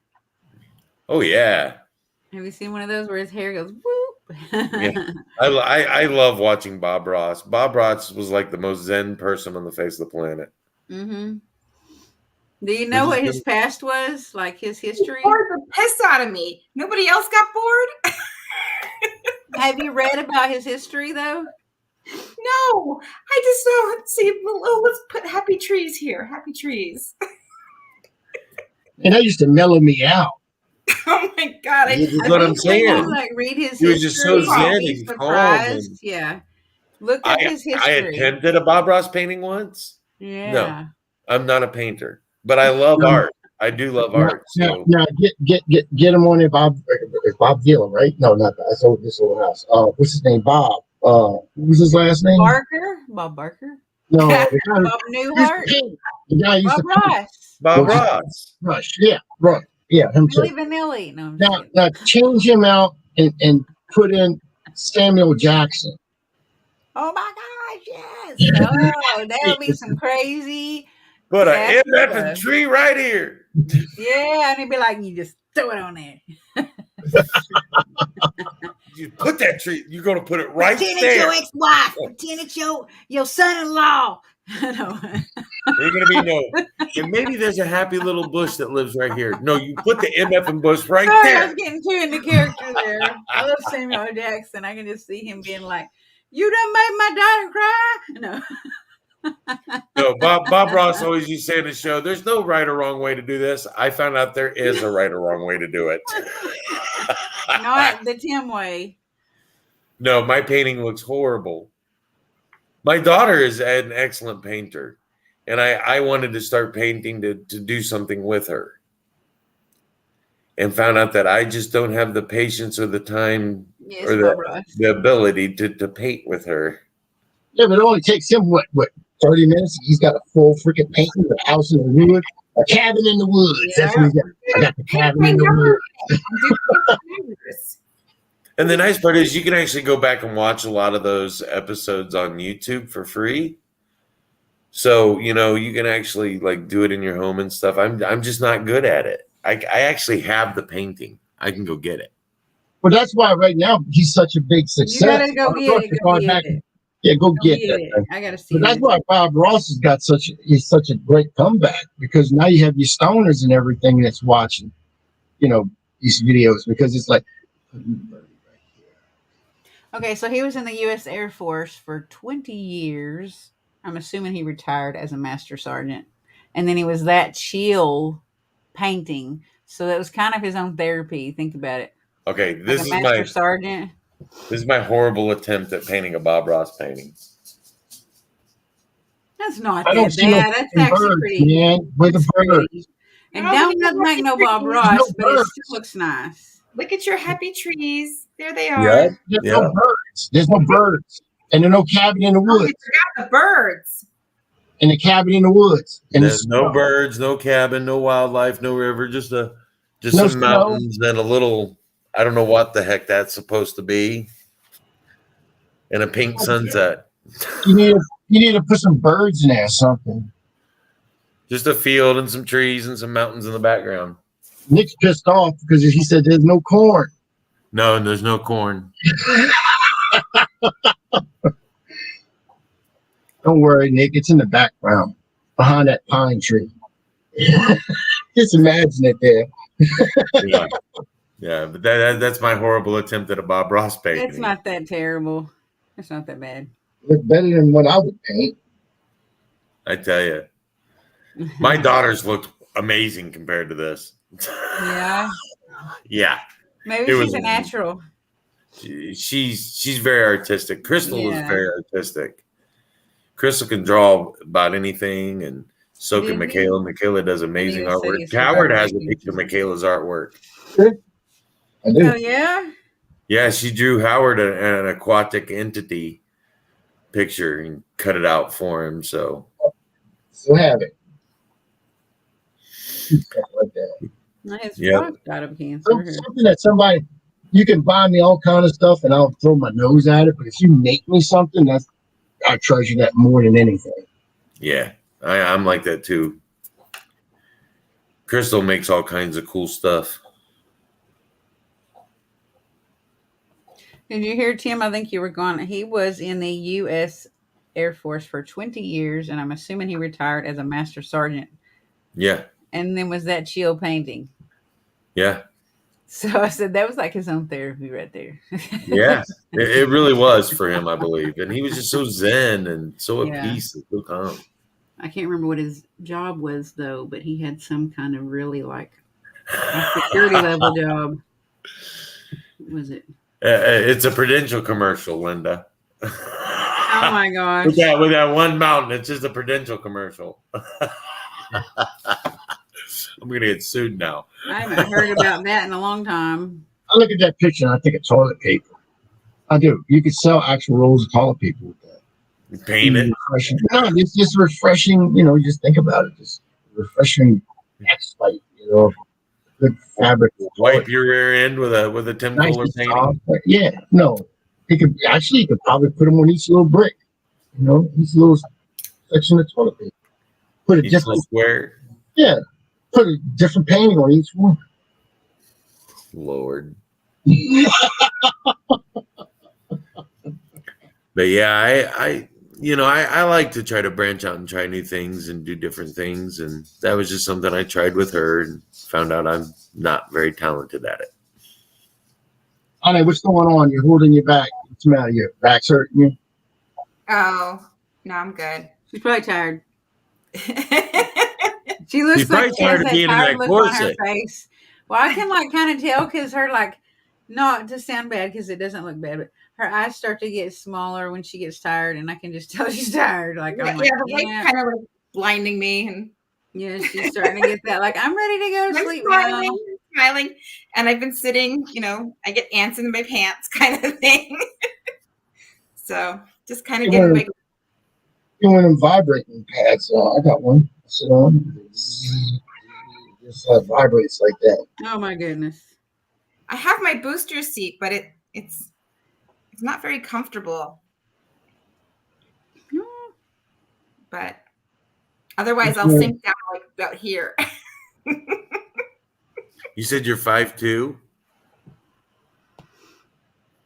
Yep, 5'2".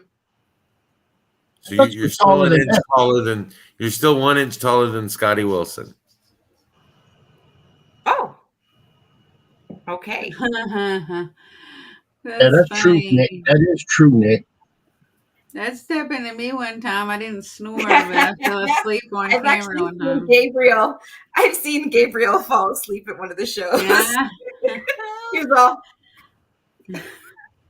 I was doing It's tarot getting card close to readings. that time for me because I have to be I up. was at 6 doing to go to tarot work. readings.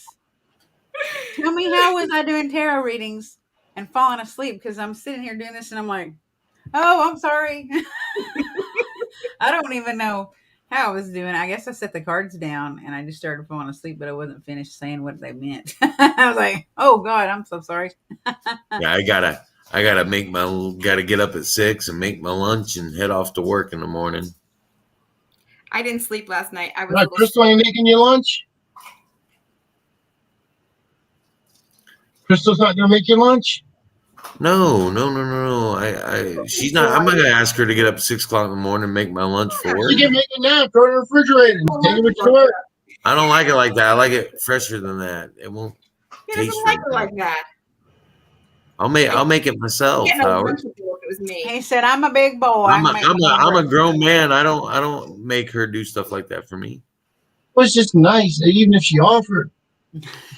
She does offer and she does do it Oh, sometimes. they've been married and have kids. They've been married a long time and have kids. That's why I've been Different. married a long time, Howard, because I don't expect that. There's a big difference. That's right, Jeremy. No. No, I just pack like a granola bar and a ham sandwich. There you go. See? Right there. I ate a Perfect. granola bar on break. And I eat my ham sandwich at lunch. There you go. And lots of water. I take lots of water to work. I'd probably eat all that for just a snack, but that's okay. Me too. So he I falls asleep on the make- Friday night show. Let's- I like the ham shaved real thin, Sandwich. and then I put pepper jack cheese on it. I like pepper jack. She's leaving. She's bailing out. You better. I'm trying to sit still. I'm trying. I understand. I get antsy Keep too. wiggling I around bounce like my that, you're gonna knees. get more than just a Boussier show. What? I said, you keep wiggling around like that, you're gonna get more than just a Boussier show. Nah, this thing is stuck. So funny, Stuck on Chrissy. it. It's like You know, something- I read something interesting here recently where they were talking about women during that time, during the Renaissance. It could cause them to have respiratory issues from wearing the corsets so tight Oh, that they yeah. wore. Mhm. It Yeah. could cause them to have like stomach issues, Mm-hmm. even pass out and faint, lightheaded, dizzy spells, Yes. headaches. Like there was a ton of symptoms from wearing those corsets as tight as they wore them. Yep. Wow. Yep. I bet you would also cause your ribs to deform too. Do you know there's some people out there that actually get their last rib removed Yeah. so they can wear corsets that will give them that Yeah. Hourglass shape. hourglass figure. Yep. I wonder if that hurts. No. I need an hourglass figure. I need to get rid of one of my ribs. I'm good. Who likes ribs? Barbecue? I like pears. Barbecue? He likes pears. Rib. We'll just get rid of that. That's funny. He's I'll like, stick I like- with pear shaped. I'm good with that. That's funny. There's a place and there's a place for every shape of fruit. Yeah, Or I'm not a woman. pear shape. I'm not a pear shape. I'm all just a saying, pear. instead of that hourglass, like Yeah. anything that makes you uncomfortable is going to make you miserable. And I'd rather you just be happy. Yeah. I wasn't raised that way. I got a We got- keg Yeah. shape. I got a keg shape. Not no hourglass. It's straight like a keg. That's amazing. I was raised probably similar, not in the astrophysical aspect as Onae, but like raised different. Like look, you gotta hurt to look good. It doesn't matter. Just deal with it. So let Yeah, I them- always feel bad. I always feel bad for women because I'm like, God. shirts and heels in the middle of winter, going, hair teased up and just makeup on, hair done. Then then I could go out to get the mail. He said he doesn't actually snore. Did he snore that time on the show? You must have put him in a deep coma sleep. So who's going to come visit me at the Arizona Renaissance Festival? It runs all the way through to the first weekend in April, but I'll be there till the last weekend in March, because in the first week in April, I am going to California to the Winchester House. Oh my gosh, how exciting. I wanna wanna go. see when you go, you got to show us because I've always wanted to go. Yeah, there. you got to do a live from there. And then I'm driving there, and with a friend, and then I'm driving back to Tucson, and I'm just gonna wash some clothes and repack my bag, and then I'm gonna drive to Janesville, Wisconsin. and hang out in Wisconsin and just go do an event. There's a paranormal event there. But anyway, Get some the cheese Renaissance curds. Festival is going on for 2 months. So that's 2 months for you guys to come visit. Awesome. And it's in Arizona? Okay. They do the Renaissance festivals down here, but it's in November when they do those down here. Ours is in May. That's because it's warmer there. So the warmer months are in the southern. Like right now, Arizona, it's February, and so it's kind of chilly everywhere. So that's why ours is here now. So my little town is doing a hippie fest this year. Oh, in the that's summer. awesome. I'm not a hippie. I'm not either. There's a place in Ohio that does that too. I would probably get ran out of the hippie fest simply because I hunt and I fish and stuff. You are so not a hippie. No. You are not a hippie. No. But I am a conservationist to an extent, so. Driving all the way across the United States to Wisconsin, you can drive from Chicago to meet me. That's funny. Yeah, I can see Yay, that. Greg, I'll see you in Janesville. Yay. Howard, I'm going to have to get off here soon. Yeah, So. we're going me too. to end the show now. Honey, where can people find your shows? Yeah. They can find me here on Things Network, and they can also find me on Tarot by Onae. They can find me at onae.org. They can find me on Instagram on A18, and they can find me on Spirit Realm Network. And that, I think, and sometimes on these shows. Yes, the things. Yes, thing. Aren't this? Isn't this things? Are we on things? Yes. You're like, yes, I think I don't know where I'm at. I'm just happy.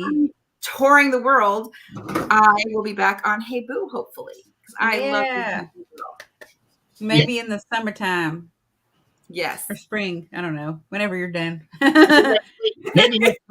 Maybe next week. Yeah. It's an inside joke. All right. No, I'd like to thank everybody for watching tonight. Thank you, Onae, for coming on. It was very fun and informative. Love the bustier. Love the outfit. Thank you. Love the long hair. Look at the hair, long hair. Look at it. She's all renified. I like the long hair. She's Renfield. No, she's renified. That's right. Nope. Renified. This is my Renaissance. She's was it winchified? Winchified. Right. A witchy wench. Winchy witch. Yeah. And want y'all to join us next week. And when we have Miss Charlotte Underwood coming on, she's an international, just like Onae is, an international medium and psychic. She's got a bunch of shows and stuff that she does, and she'll be joining us. She's like, look at my cat photo, okay? Look at Rosie. Oh, well, that you're like, look at my cat. I was like, what? I like the cat photo. I was like, I don't know what she's doing, but woo! I'm glad we've never been drunk together. We appreciate it so very much, and Onae's always welcome to come back anytime she likes. So, absolutely. Well, I love you all. You need to post some pictures on our website of your Renaissance fair. We'd love to see them. Yes, I will. Definitely. Yes, she should. I when no one's looking because I'm not allowed to have my camera out.